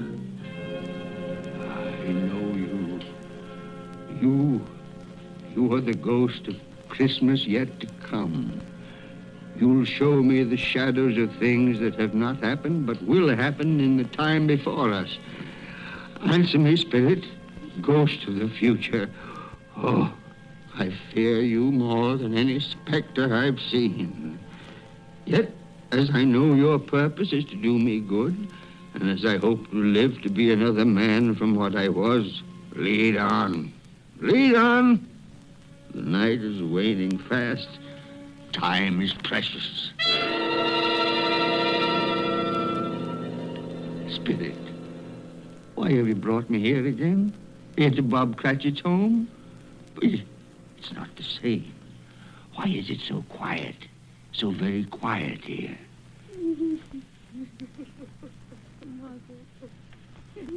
Mother, please. Oh, my son. My little son. Tiny Tim. I loved him so. Mother, dear, you mustn't. It's almost time for Father to be home. Don't let him see you crying. Yes. Yes, Martha. He's late tonight. He walks slower than he used to. Yet I've known him to walk very fast indeed with Tiny Tim on his shoulder. So have I, Mother. But he was light to carry. And his father loved him so that it was no trouble. No trouble at all. Bob. Good evening, my dear. You're late, Bob. I'm sorry, my dear. I went to the churchyard today. I wish you could have gone with me. It would have done your heart good to see how sweet and green a place it is. You'll see it often. I promised him. I promised Tiny Tim we'd walk there on Sunday. Oh, Father, dear. It's God's will, Bob. I'm trying to understand it, my dear. My son. My little son, Tiny Tim. And I loved him so. Oh, that's cruel. Cruel. Spirit, can't you give me one ray of hope that I may change all that? That Tiny Tim may live?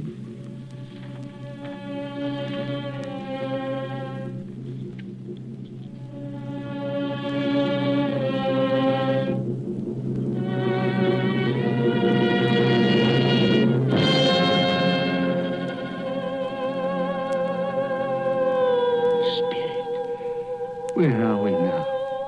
Oh, merciful heaven. Churchyard. Overrun by grass and weeds. Choked with too much burying. Desolate, a lonely, crumbling gravestone. Spirit. Now, before I draw nearer to that gravestone, answer me one question. Are these the shadows of things that will be? Or are they the shadows of things that may be only? Will you not speak to me, Spirit? What is that grave to which you point? Now I see. There's writing on that stone. Name on the gravestone is Ebenezer Scrooge. Ebenezer Scrooge. Oh, Spirit. No, no, no. Spirit, hear me. I'm not the man I was. Why show me this if I'm past all hope? Tell me that I may change these dreadful shadows that have come, that you've shown me by an altered life. I'll honor Christmas in my heart, and I'll try and keep it all the year. I'll live in the past, the present, and the future. I will not shut out the lessons that they teach. Tell me, do, Spirit. Please tell me that I can sponge away the writing on that stone, Spirit. I beg of you, Spirit. Spirit.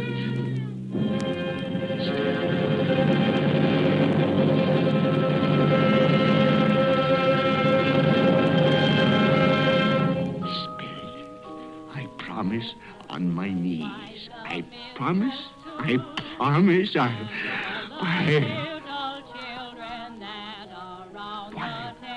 What's this? It's my bedpost. I'm home. In my own bed. In my own room. And the sun. The sunshine. It's clear. It's bright. No fog. Oh, what a beautiful day. Glorious. Glorious. Boy. Oh, boy. Yes, sir? What's today? What's that, sir? What day is it, my fine fella? Today? Why, it's Christmas Day. Christmas Day! Ha ha! Then I haven't missed it. The spirits have done it all in one night. All in one night. Heaven be praised. How's that, sir? Listen, my lad. Do you know where the poultry is in the next street? I should say I do. An intelligent boy. A remarkable boy. Tell me, do you know if they've sold the prize turkey that was hanging in the window? The one as big as me? What a delightful boy. It's a pleasure to talk to you. Yes, my buck? It's hanging there now, sir. Oh, that's wonderful. Now go around, will you, and tell him to send it to Bob Cratchit and his family on Broad Street. And mind you, they're not to know who paid for it. Hurry along, my lad. And here's half a crown for your trouble. Yes, sir. Yes, sir. And a Merry Christmas. And a Merry Christmas to you, too, my boy. Oh, I don't know what to do.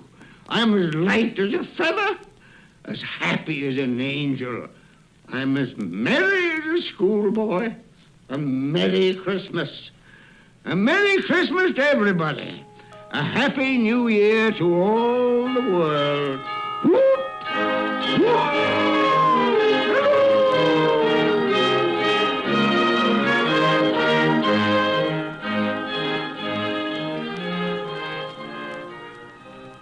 Next morning, Scrooge was early at his office. He went early for a reason.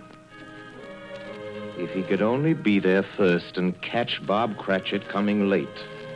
That was the thing he'd set his heart upon. And he did it. Yes, he did. The clock had struck 9. No Bob. 1:15. No Bob. Scrooge sat with his door wide open that he might see him come in. And at last he came. His hat was off before he opened the door, his comforter, too. He was on his stool in a jiffy, driving away with his pen, as if he were trying to overtake 9 o'clock. 8 and 17 are 15, carry the 1, 24, carry the 2, 31, carry the 4, 8 and 6 are 14, carry the 8. Hello, you, Cratchit. Yes, sir. Step this way, Cratchit, if you please. Cratchit, what do you mean by coming in at this time of day? Oh, I'm very sorry, sir. I'm behind my time. You are? You are? Yes, I think you are. Oh, it's only once a year, Mr. Scrooge. It shall not be repeated. I was making rather merry yesterday, sir. I'll tell you what, my friend. I'll not stand this sort of thing any longer. And therefore, Bob Cratchit, I'm about to raise your salary. Mr. Scrooge, are you quite yourself, sir? No. No, thank heaven I'm not quite myself. Merry Christmas, Bob. Ha-ha! Merry Christmas, my good fella. A merrier Christmas than I've given you in many a year. I'll raise your salary, and we'll see what we can do for Tiny Tim and the rest of your family. We'll discuss it this very afternoon over a Christmas bowl of smoking bishop. Bob, make up the fire. Make it up and buy another coal scuttle before you dot another I, Bob Cratchit. Scrooge was better than his word. He did it all, and infinitely more. To Tiny Tim, who did not die, he was a second father. He became as good a friend, as good a master, and as good a man as the good old city knew, or any other good old city, town, or borough in the good old world. Some people laughed to see the alteration in him, but he let them laugh, and little heeded them. His own heart laughed, and that was quite enough for him. He had no further intercourse with spirits, but lived upon the total abstinence principle ever afterwards, and it was always said of him that he knew how to keep Christmas well, if any man alive possessed the knowledge. May that be truly said of us, all of us. And so, as Tiny Tim observed, God bless us, everyone. Joy to the world, the Lord is come. Let earth receive her King. Let every heart prepare his room. And heaven and nature sing, and heaven and nature sing, and heaven and nature sing. have just heard our annual presentation of Charles Dickens' A Christmas Carol, starring Lionel Barrymore, brought to you by the makers of Campbell's Soups. And now here is Orson Welles. At this point in the program, ladies and gentlemen, it is my custom, as you know, to present to you with a few words of introduction our guest of the evening. With your consent, I shall dispense with this tonight to introduce tonight's guest to the Campbell Playhouse audience or to any other American audience is an extravagant and superfluous procedure. For if ever an actor has won for himself a lasting place in the hearts of his fellow countrymen through years of unsparing and inspiring service, that actor is Lionel Barrymore. Mr. Lionel Barrymore. Thank you, Orson Welles. Good evening, ladies and gentlemen. This is the 4th year I've had the pleasure of appearing in the Christmas Carol here on the Campbell Playhouse. And I assure you all it's a pleasure that never tires. As long as I can remember, this has been one of my favorite stories. When we were children, it was read to us regularly at this time of year, as it is to millions of children right now. And like many of them, I'm sure, the three of us, Ethel, Jack, and I, with the aid of a sheet and some old ironware, made a play of it. As I remember, we had 3 Scrooges in that production. Mr. Barrymore, who played Tiny Tim? I think we had 3 Tiny Tims, too. But seriously, I can think of no part that I've enjoyed playing again and again as much as I have the part of that squeezing, wrenching, grasping, scraping, clutching, covetous old sinner, Ebenezer Scrooge. And I can think of no happier or more suitable choice for the makers of Campbell's Soups to offer the people of America as their Christmas present each year than Charles Dickens' well-beloved story, Christmas Carol. Good night, Orson. Good night, everybody. And a Merry, Merry Christmas to you all. Good night, Mr. Barrymore. Merry Christmas to you, sir. Ladies and gentlemen, for next Sunday night, we're happy to announce our version of a great and truly American story by a great American novelist, Come and Get It by Edna Ferber. Against a background of the mighty forests of Miss Ferber's own Wisconsin, it tells a stirring tale of the men and women who live and die in the woods in order that lumber may come down the rivers every spring into the cities of the modern world.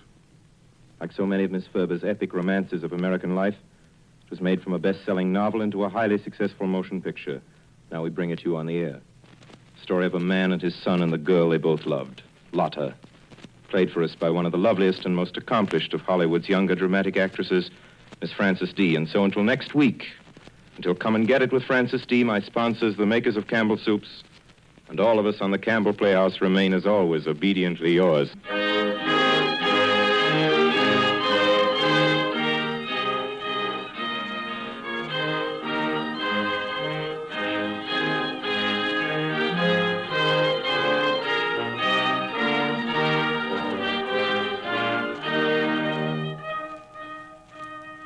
The makers of Campbell's Soups join Orson Welles in inviting you to be with us in the Campbell Playhouse again next Sunday evening when we bring you Edna Ferber's Come and Get It with Miss Frances D. as our guest.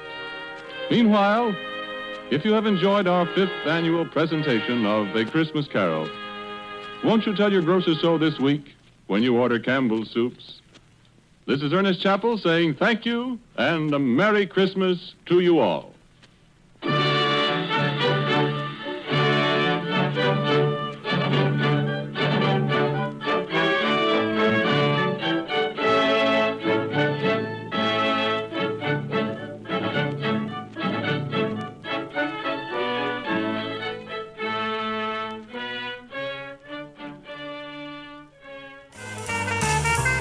That was the Campbell Playhouse with Lionel Barrymore as Ebenezer Scrooge in A Christmas Carol, as originally heard December 24th, 1939. And that wraps up hour number 3. With one more hour to go, Classic Radio Rewind with return right after this.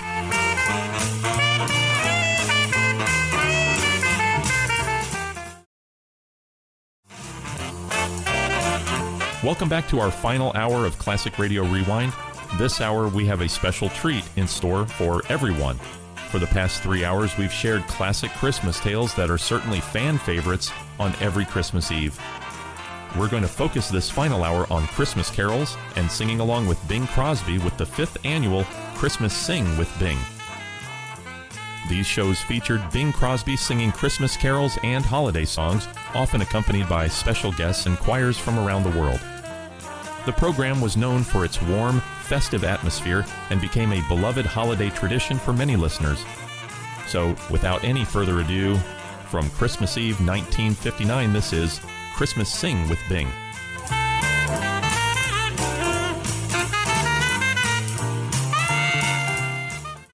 Hello, all singers out there. This is Bing Crosby with our 5th annual Christmas Sing with Bing.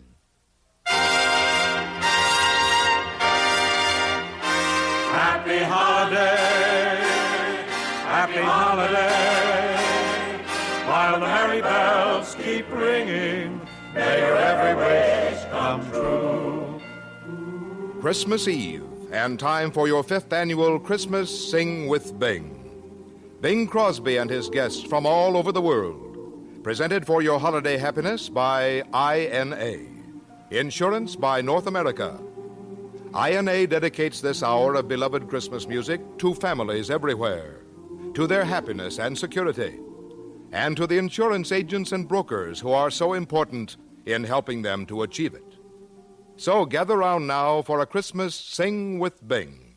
Here we come a-caroling among the leaves so green. Here we come, a wandering so fair to be seen. Greetings. Greetings once again, fellow singers, and a Merry Christmas Eve to all of you. That, of course, includes you, my dear Mr. Carpenter. Well, thank you, Mr. C. It's good to be with you again on this 5th go-around. 5 years. Mm-hmm. George, 5 years of singing the wondrously warm songs of Christmas time with our friends all over the world. Yeah, we've traveled all right. Under the ice of the North Pole with the Nautilus. Out to the tropical shores of our 50th state, Hawaii. And we'll go to Rome and Paris and Toronto, Canada. And all over this country of ours, too, Bing. Salt Lake City, Philadelphia, and Hollywood. 5 years. Well, you know, Ken, there are kids listening to us tonight that weren't even here for our first Christmas Sing. Kids that are learning about Christmas and what it means for the very first time. Oh, that's the big thrill, the very first realization of Christmas. And it's a thrill they'll never lose, Ken.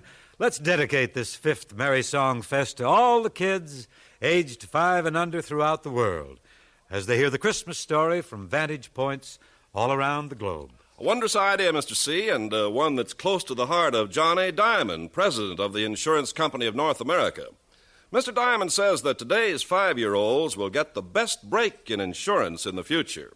The trend started by INA is all toward package policies, and the 5-year-olds, when they're grown up, may well be able to get all their insurance in a single sheet of paper. One policy covering their home and possessions, the health and lives of their family, their cars, everything. All right now, kids, sing out loud and clear.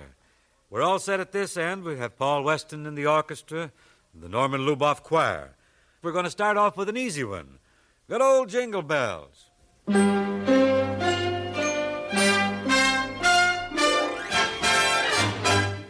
Jingle bells, jingle all the way.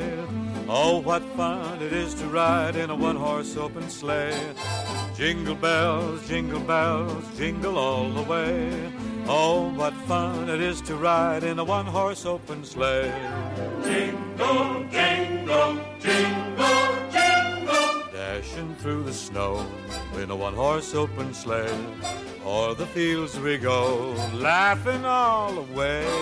Bells and bobtail ring, making spirits bright. What fun it is to ride and sing a sleighing song tonight. Hey, jingle bells, jingle all the way. Oh, what fun it is to ride in a one-horse open sleigh. Hey, jingle bells, jingle all the way. Oh, what fun it is to ride in a one-horse open sleigh. Jingle, jingle, jingle, jingle. Ah, jingle bells, jingle all the way. Oh, what fun it is to ride in a one-horse open sleigh. Jingle bells, jingle all the way. Oh, what fun it is to ride in a one-horse open sleigh.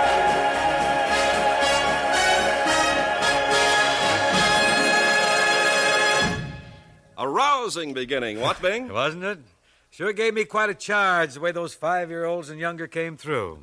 Well, they came through high and clear. Oh, youthful zeal, Ken, is an irreplaceable item in these gang sings. Thanks to the Sprouts, we're going to be very strong tonight, Ken. Molto fortissimo for sure. But now we're off to La Belle France. To France and to the City of Light, Paris, where our friend Lou Cioffi is waiting to tell us how the children of France spend their Christmas Eve. Hey, Lou, you there? In the United States, we call him Santa Claus. In Germany, he's St. Nicholas. Here in France, he's called Père Noël, Father Christmas.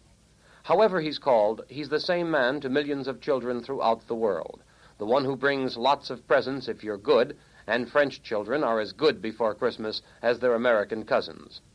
Actually, the Christmas holiday here in France is celebrated very much like it is at home. There's an arbre de Noël, a Christmas tree. There are wreaths in the windows, and in the days before the arrival of Père Noël, there are the letters to the old gentleman. In most of France today, the letters are mailed. But in the countryside, the children follow an age-old custom. After the letters are written, they are burned, because the youngsters know that the smoke will rise to heaven and carry their messages straight to Père Noël. On Christmas morning, the children of France, like the children in the United States, will put aside their toys, wash their faces and hands, put on their Sunday best, and go to church. The carols that will be sung date back to the 15th century. One of them is Noël Nouvelet, Noel to the New Little One.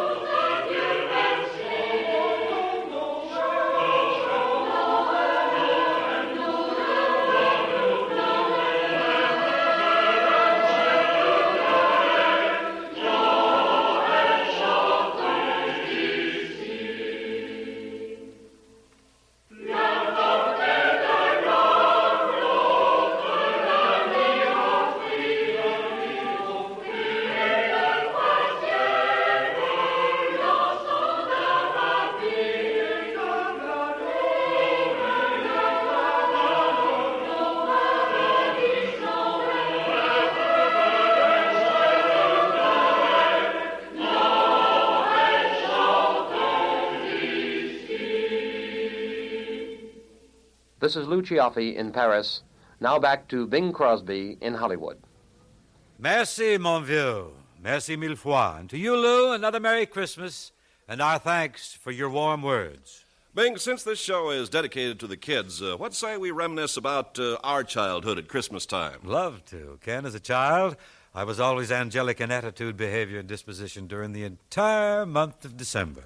You mean to tell me you even behaved well even after Christmas? Oh, yes, I did, Ken. I always believed in being more than fair with my parents. Oh, that's great. Oh, I'll never forget the first Christmas tree I saw. Nor will I. I remember I saw this Christmas tree. I chopped it down with my little hatchet, and I dragged it right into the front room. Hey, you were a resourceful little tot, weren't you? Oh, yes, I was on the qui-vive. However, this event caused plenty of trouble. Why? Well, in the first place, this particular tree was a little fir that my father had carefully planted in the front yard. In the second place, the day I chopped it down happened to be the 18th of August, which happens to not be the Yuletide season, if you're still around. I figure you were probably too young to understand that. Certainly. Now, folks, boys and girls, let's get on with the next carol.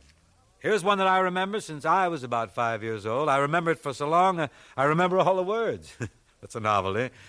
Let's see how you all do on this now. Away in a manger. Everybody join in now.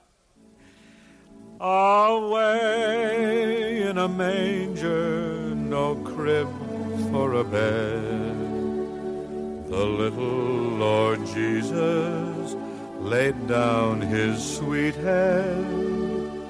The stars in the sky looked down where he lay. The little Lord Jesus asleep on the hay. The cattle are lowing, the poor baby wakes, but little Lord Jesus no crying he makes. I love thee, Lord Jesus, down from the sky and stay by my cradle till morning is nigh.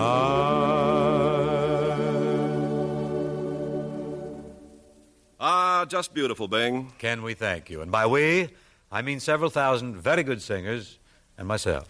You got yourself quite a mob tonight, haven't you? Oh, no, not mob, dear boy. We prefer to call ourselves International Chorale Society of Great Renown, which incidentally brings us up to a Hollywood singing society of great renown in these parts, which is called the Voices of Christmas.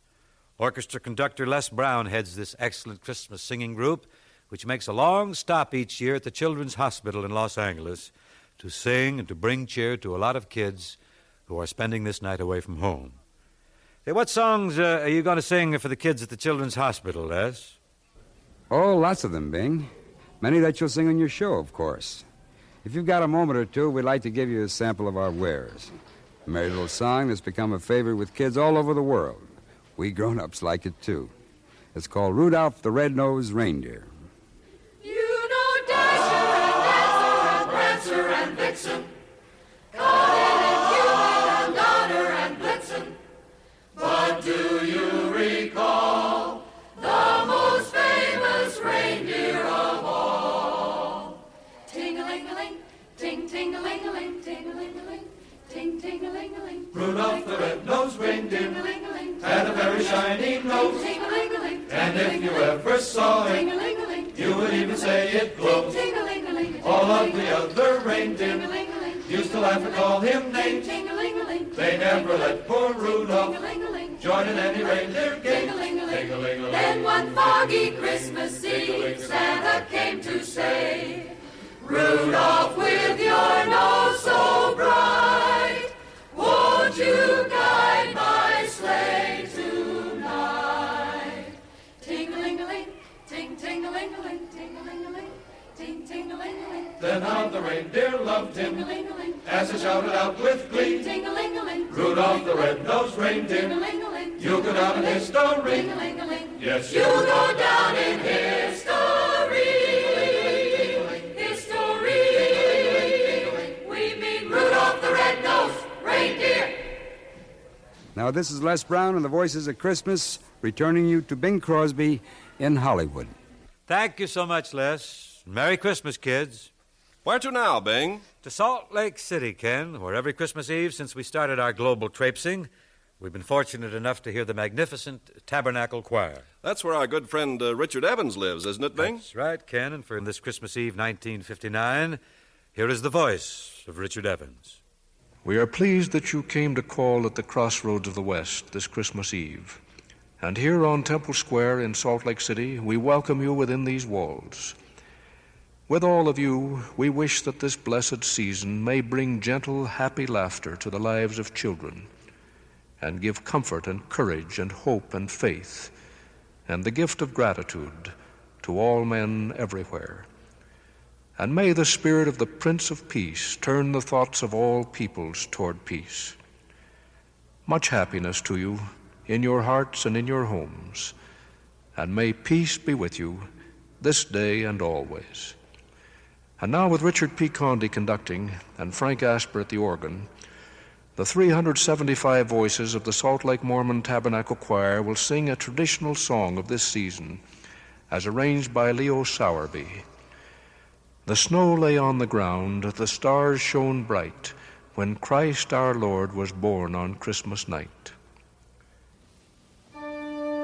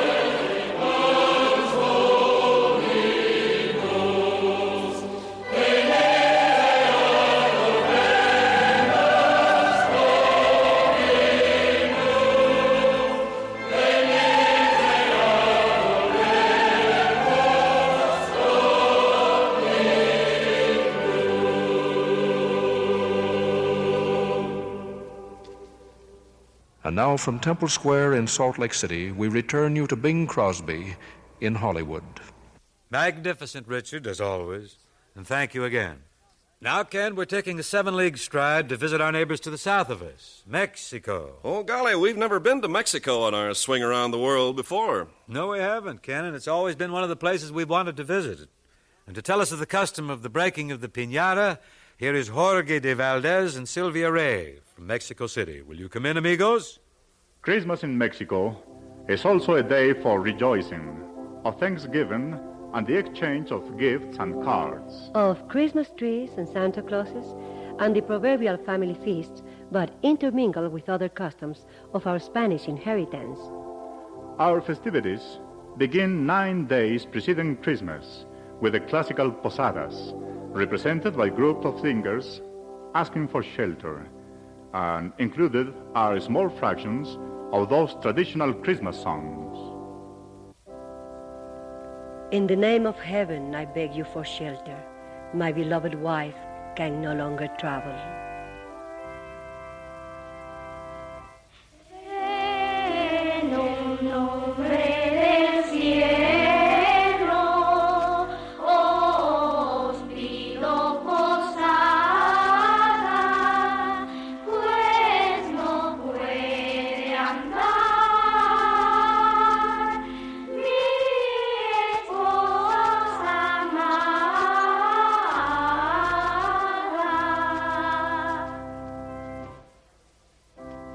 Enter, holy pilgrims, and take your corner, not in my poor house, but in my heart.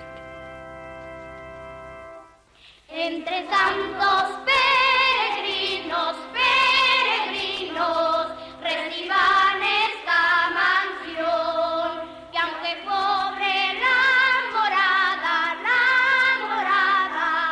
os la doy de corazón.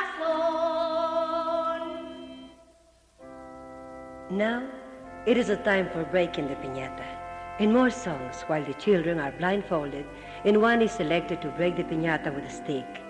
Cookies, candies, and other goodies fall to the floor while the boys and girls scramble about to obtain their share. Echen confites y canelones para los niños que son muy dragones. Echen confites y canelones para los niños que son muy dragones. And now the children will sing our Mexican Christmas songs.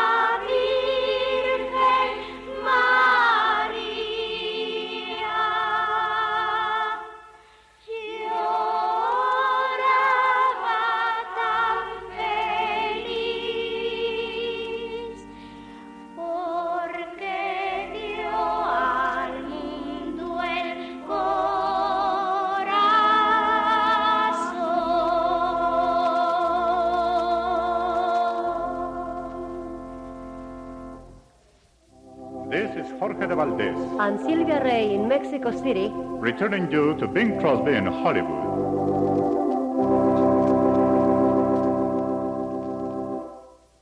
Gracias, Jorge and Sylvia, and Felices Pascuas de Navidad to all our friends in Mexico. Where are we off to now, Bing? Easy, Ken. Whoa, now. If this program goes flitting all over the world with nary a stop here, that puts us on the outside looking in, doesn't it? Yes. Well, what do you say that you, me, and a few 100,000 other carolers get busy then? Time for that. Let's all blend our voices in joy to the world.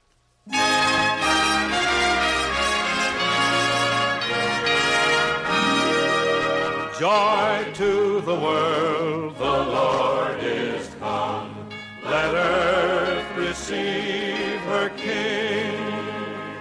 Let every heart prepare him room and heaven and nature sing, and heaven and nature sing, and heaven and nature sing. All right, everybody now in the family key, please. Joy to the world, the Savior reigns. Let men their songs employ, while fields and floods, rocks, hills and plains repeat the sounding joy. The sounding joy. The sounding joy. The sounding joy. Repeat the sounding joy.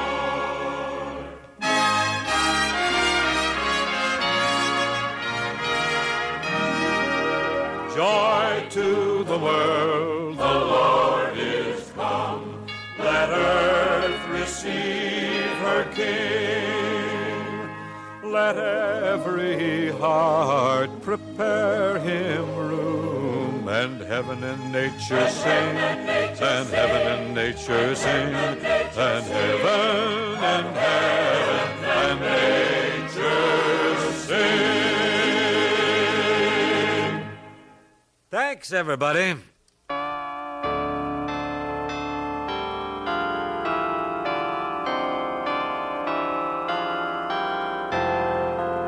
You know, prominent in this year's Christmas pageant of peace surrounding the White House in Washington are the Bells of Peace, a carolyn played by John Klein. Well, now, being since we're so close to Philadelphia, let's make the visit to the Insurance Company of North America to hear their fine chorus. Oh, but of course, my dear Kenneth, we look forward to hearing from them every year. So let's spin off to Philadelphia in the Insurance Company of North America chorus under the direction of Dr. Charles T. McClary. Come in, Philadelphia.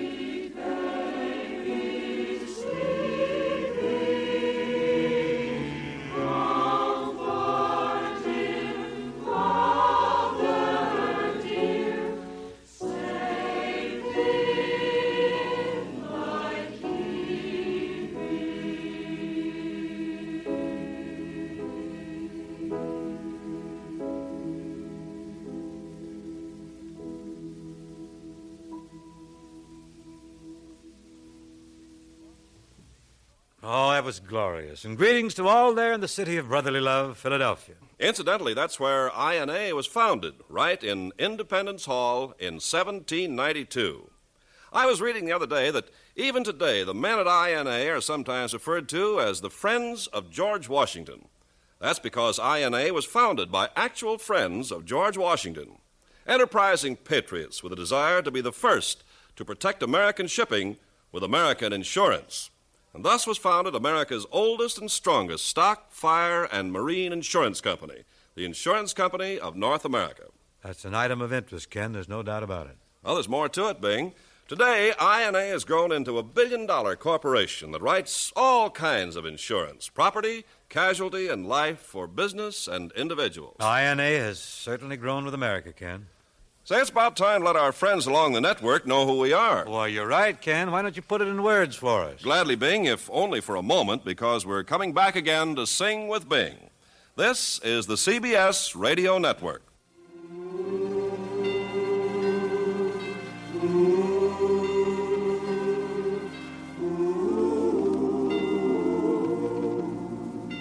Happy holiday to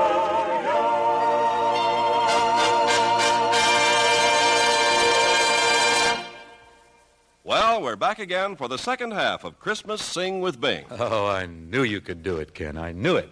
You know, Mr. C, there comes a time on this rollicking songfest when, you begin to expect something. Expect something? Mm-hmm. A certain song. Ah, well, let's see. We've sung some wonderful songs, all the way from Jingle Bells to Joy to the World. I mean another type of song. Another type song? Huh? Yes, sir. A song that's as much a part of the Christmas scene as boughs of holly and sprigs of mistletoe. Deck the Halls? Mm-mm. Good King Wenceslas? Nope. Clap hands. I never could handle that one. No, this is a song that's synonymous with a certain male singer and speaks of a type of Christmas that we seldom find out here on the sunny slopes of the Pacific Coast. I think I see the light. I think you saw it quite a while ago. May I never stop seeing it. But thanks for bringing it up, Ken.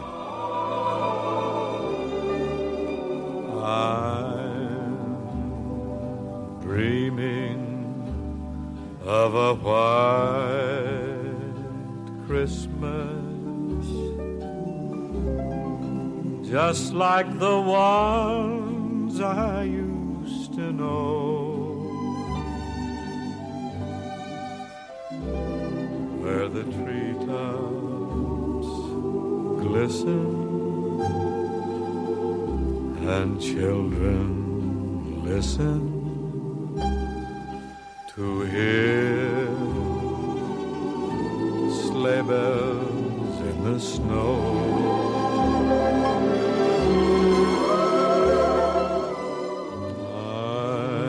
I'm dreaming of a white Christmas,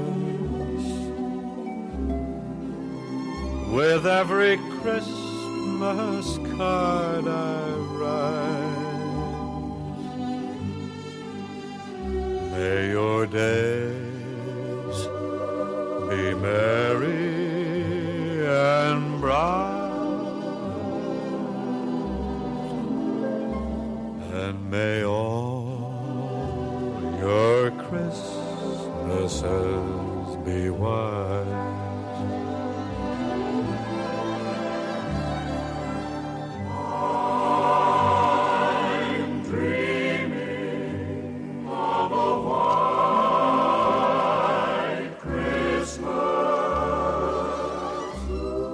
With every Christmas card I write, may your days be merry and bright,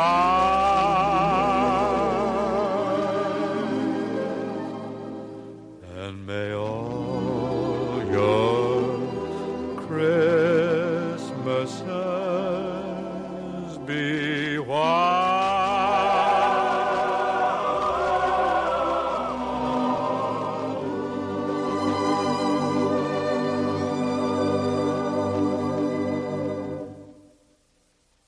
Superb, Bing. As always, a smash. That sort of flattery will get you nowhere with anyone but me. Ken, we said earlier in our travels tonight that we were dedicating this fifth Christmas Sing to the youngsters who have been born since we first came on the air in 1955, and to tell them of Christmas all over the world. Kids, here we go now to Hong Kong to meet an exciting group of singers in that faraway city. Well, that reminds me, Bing, that INA has offices around the world. South Africa, Brazil, The Hague, and Hong Kong. Well, that's halfway around the world. Well, it's almost directly straight through, to be precise. We're going to hear from Guy Searles, who is an expert on how they celebrate Christmas in Hong Kong. And I, for one, look forward to this meeting. Guy, are you there? If you are, come in. It already is Christmas here in Hong Kong. The Chinese children have emptied their Christmas stockings and opened their gifts, much the same as American children will be doing in a few hours. Almost every type of toy enjoyed in America is also played with here by the Chinese youngsters. But the Chinese children also have playthings peculiarly their own, such things as toy rickshaws for the boys and dinner sets with rice bowls and tiny chopsticks for the girls. Carol singing with the Chinese follows the same traditions as in the West. The Crescendo Choral Society, led by the distinguished Chinese conductor, Professor Chow Mei Pa, sings the old favorite carol, Hark the Herald Angels Sing. Notice that the music is the same, but the words are in Chinese.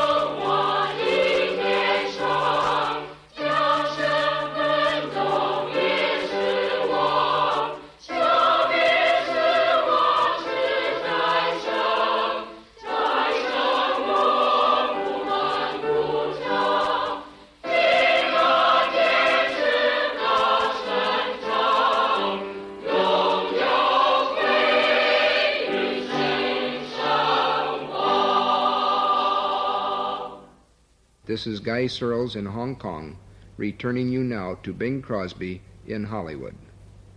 Thank you, Guy. It was a thrilling experience hearing from you. Unless I tempt the fates too far, mayhaps I should wish you a Merry Christmas in my own language. Of course, it means the same no matter how you say it. Merry Christmas, Guy, to you and to all our friends in the Far East. Last Christmas, you'll remember, Bing, we made a flying stop out in the Pacific to welcome Hawaii as our 50th state to be. That's right, Ken. And this Christmas we're going back, but this time we welcome our friends of the beautiful island that lives under the stars of the Seven Little Eyes as full members in good standing of this land we call the United States of America. So come in, Hawaii, and Webley Edwards, a true Kama'aina, and our old-timer, as we say, who knows Hawaii and her people as well as anyone in the islands. The people of the Hawaiian Islands, long before they were discovered by Captain James Cook in 1778, had a year-end festival that was very much like Christmas, including the giving of gifts. They called it Makahiki, and in good Hawaiian style, it started early and lasted for quite a time. When Christianity came to the islands, the Hawaiians embraced it and changed the greeting at Makahiki time to Alaho Manau no ko Christo Hanau Ana. Happy the birthday of Christ. In time, we also came to use Melikalikimaka, which is just the Hawaiian way of saying Merry Christmas. So, with Hawaiian Christmas music by our fine Kamehameha Alumni Glee Club Chorus, we send Merry Christmas to you from Hawaii. Oh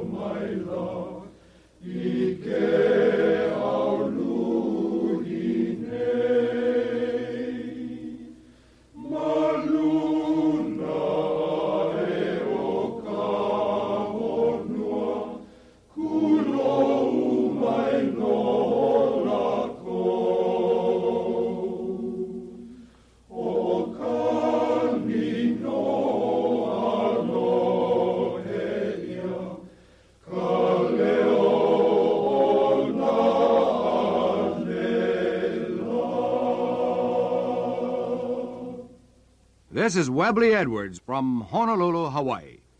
And back to Bing. Thank you, Webley. And as I say in your land of blue seas and beautiful women, Melikilikimaka. Now, Bing, let's check on our fellow singers who are caroling along the streets and the indoor groups, too. Isn't it time for another carol? It sure is. Fellow chanters, join us now whether you're 5 or 55. Wherever you are, lift up your voices and join in as we sing, O Little Town of Bethlehem. O little town of Bethlehem, how still we see thee lie above thy deep and dreamless sleep. The silent stars go by, yet in thy dark street shineth the everlasting light. The hopes and fears of all the years are met in thee tonight.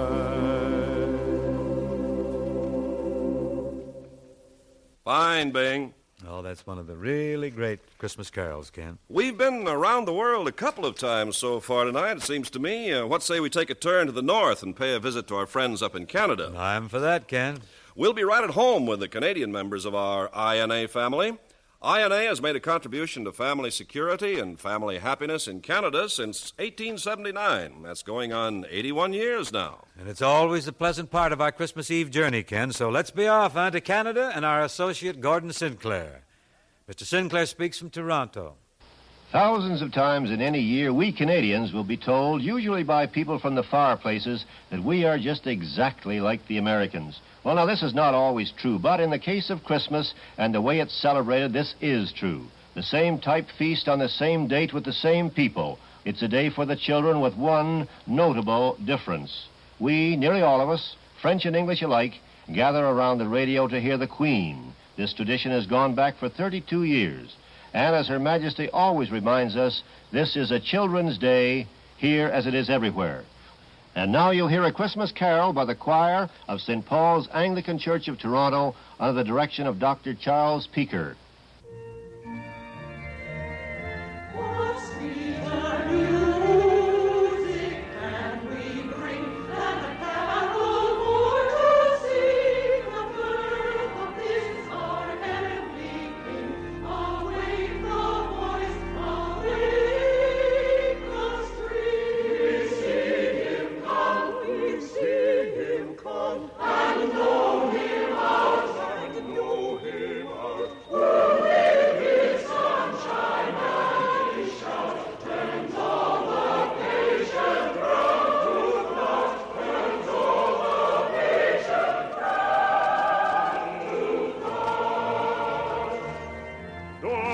And all night fly hence away, give the honor to this day that sees December turned to May.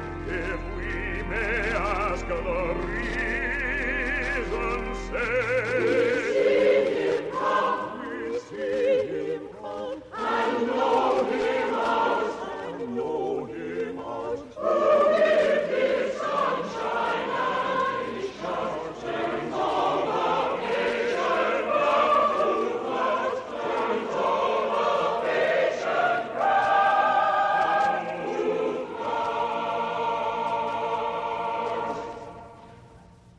This is Gordon Sinclair from CFRB in Toronto, returning you to Bing Crosby in Hollywood.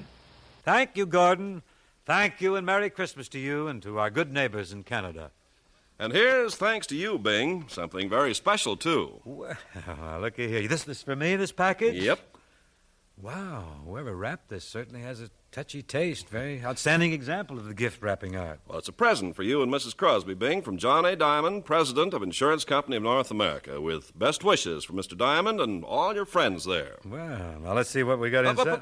Hold it. Hey, take a look. See that big sticker there? It says, "Do not open until Christmas." Oh, well, thank goodness Christmas is only moments away. You know, Bing Insurance Company of North America is 167 years old. And I've been with them for 5 years. Well, any way you figure it, they got along without you for 162 years. Yeah, they got along without me. The point is, how'd I get along without them? Well, the real point is, Bing, that you're together now. Yes, and this gift, whatever it may be, will always serve as a pleasant reminder of my long association with INA. We have one more visit to make, Bing, but before we take off, I wonder if you'd sort of take care of a request. Request, Ken? Yes, from a lad who may have been born, a few years before our first Sing with Bing 5 years ago, but who really breaks out all over with a true Yuletide spirit at the sound of the familiar words of this song. Oh, now, pull yourself together. Stop blubbering, Ken. Out with your specific request. Well, you know, Bing, deck the halls with boughs of holly. I shall sing it with great pleasure. So will all my thousands of chums, I'm sure. Certainly no Christmas Eve would be complete without the cheerful sound of this happy carol.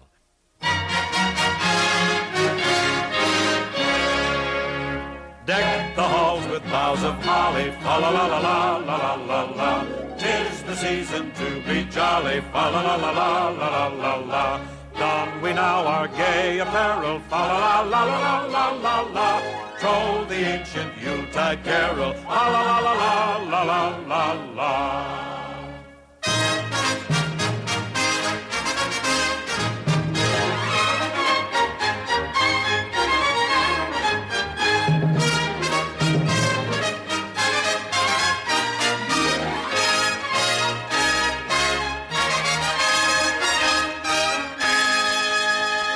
Fast away the old year passes, fa la la la la la la la la.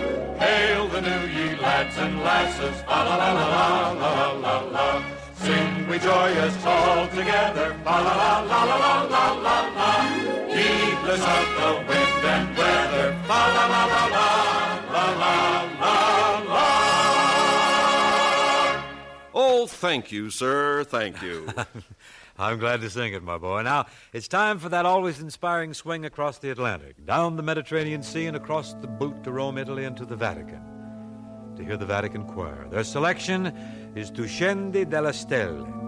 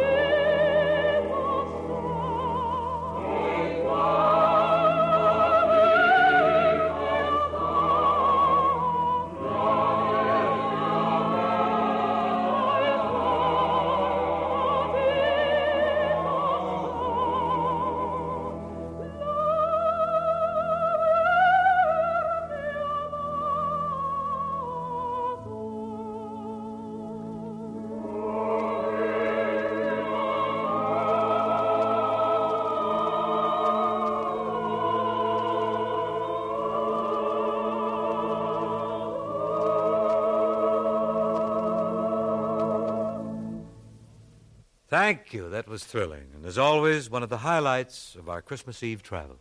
Well, Mr. C, this has been another big night. Maybe the biggest, Ken. I think anything contrived for the kids at Christmas time is worthwhile. Incidentally, right now, We're going to sing a brand new Christmas song, especially written for all the new boy and girl carol singers listening tonight. I really think there's some very nice Christmas thoughts in this new song, kids. Listen now and see if you don't agree. On this merry Christmas day, let us kneel and humbly say, peace on earth, goodwill toward other men. May there always be the joy of a little girl and boy while they play around the Christmas tree. Let's all be grateful for what this day will bring. Count all your blessings, give thanks for everything. Keep the feeling of good cheer in your heart throughout the year. Raise your voice and rejoice, it's Christmas. Raise your voice and rejoice, it's Christmas. Yeah, Ken, Christmas is the nicest day of all when you're young. Come to think of it, no one is really old on Christmas Day. Those stars in the kids' eyes reflect the same light in fathers, mothers, grandfathers, grandmothers, everybody. I believe the precious joy that is Christmas is our greatest treasure. Makes children of us all. Well, I think you've said it all, Bing. Sung it all, too. No, not quite, Ken. Silent night, holy night, all is calm, all is bright, round yon virgin mother and child, holy infant, so tender and mild, sleep in heavenly peace, sleep in heavenly peace. Silent night, holy night, shepherds quake at the sight, glory stream from heaven afar, heavenly hosts sing hallelujah. Christ the Savior is born.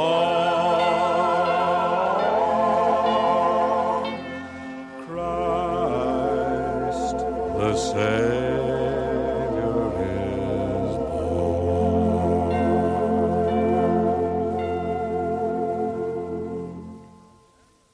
Well, that's it for our 50th year, friends. There's nothing left to say except, of course, Merry Christmas, everyone. Merry Christmas and good night. Happy holiday, happy holiday. While the merry bells keep ringing, may your every wish come true.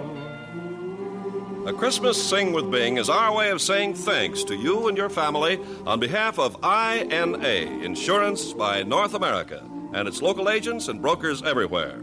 INA wishes you all a Merry Christmas and a Happy New Year. We hope you enjoyed singing with Bing Crosby, the Norman Luboff Choir, Paul Weston and his orchestra, and yours truly, Ken Carpenter. Happy holiday to you.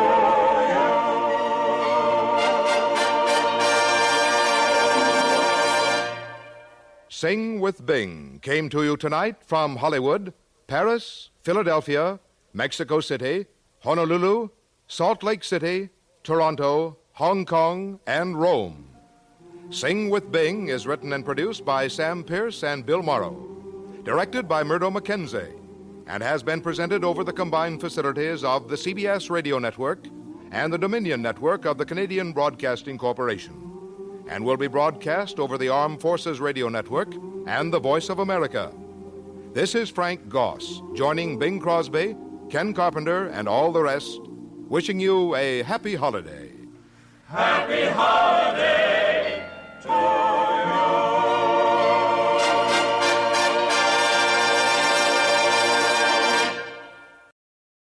Many times, many ways, Merry Christmas. That was the 5th annual Christmas Sing with Bing, as originally heard Christmas Eve, 1959. And that brings this Christmas Eve edition of Classic Radio Rewind to a close. One final programming note for the year. Join us New Year's Eve night as Old Time Radio USA presents its annual Suspense New Year's Marathon. 36 hours of tales well calculated to keep you in suspense. It's one of Old Time Radio USA's longest-running marathons, and it begins this New Year's Eve night at 6 p.m. Eastern Time. Say goodbye to 2024 and ring in 2025 with Old Time Radio USA and Suspense. So, for Classic Radio Rewind and the WOTR Radio Network, this is Barry Slinker saying goodbye for now, and from all of us at the WOTR Radio Network, Merry Christmas to you.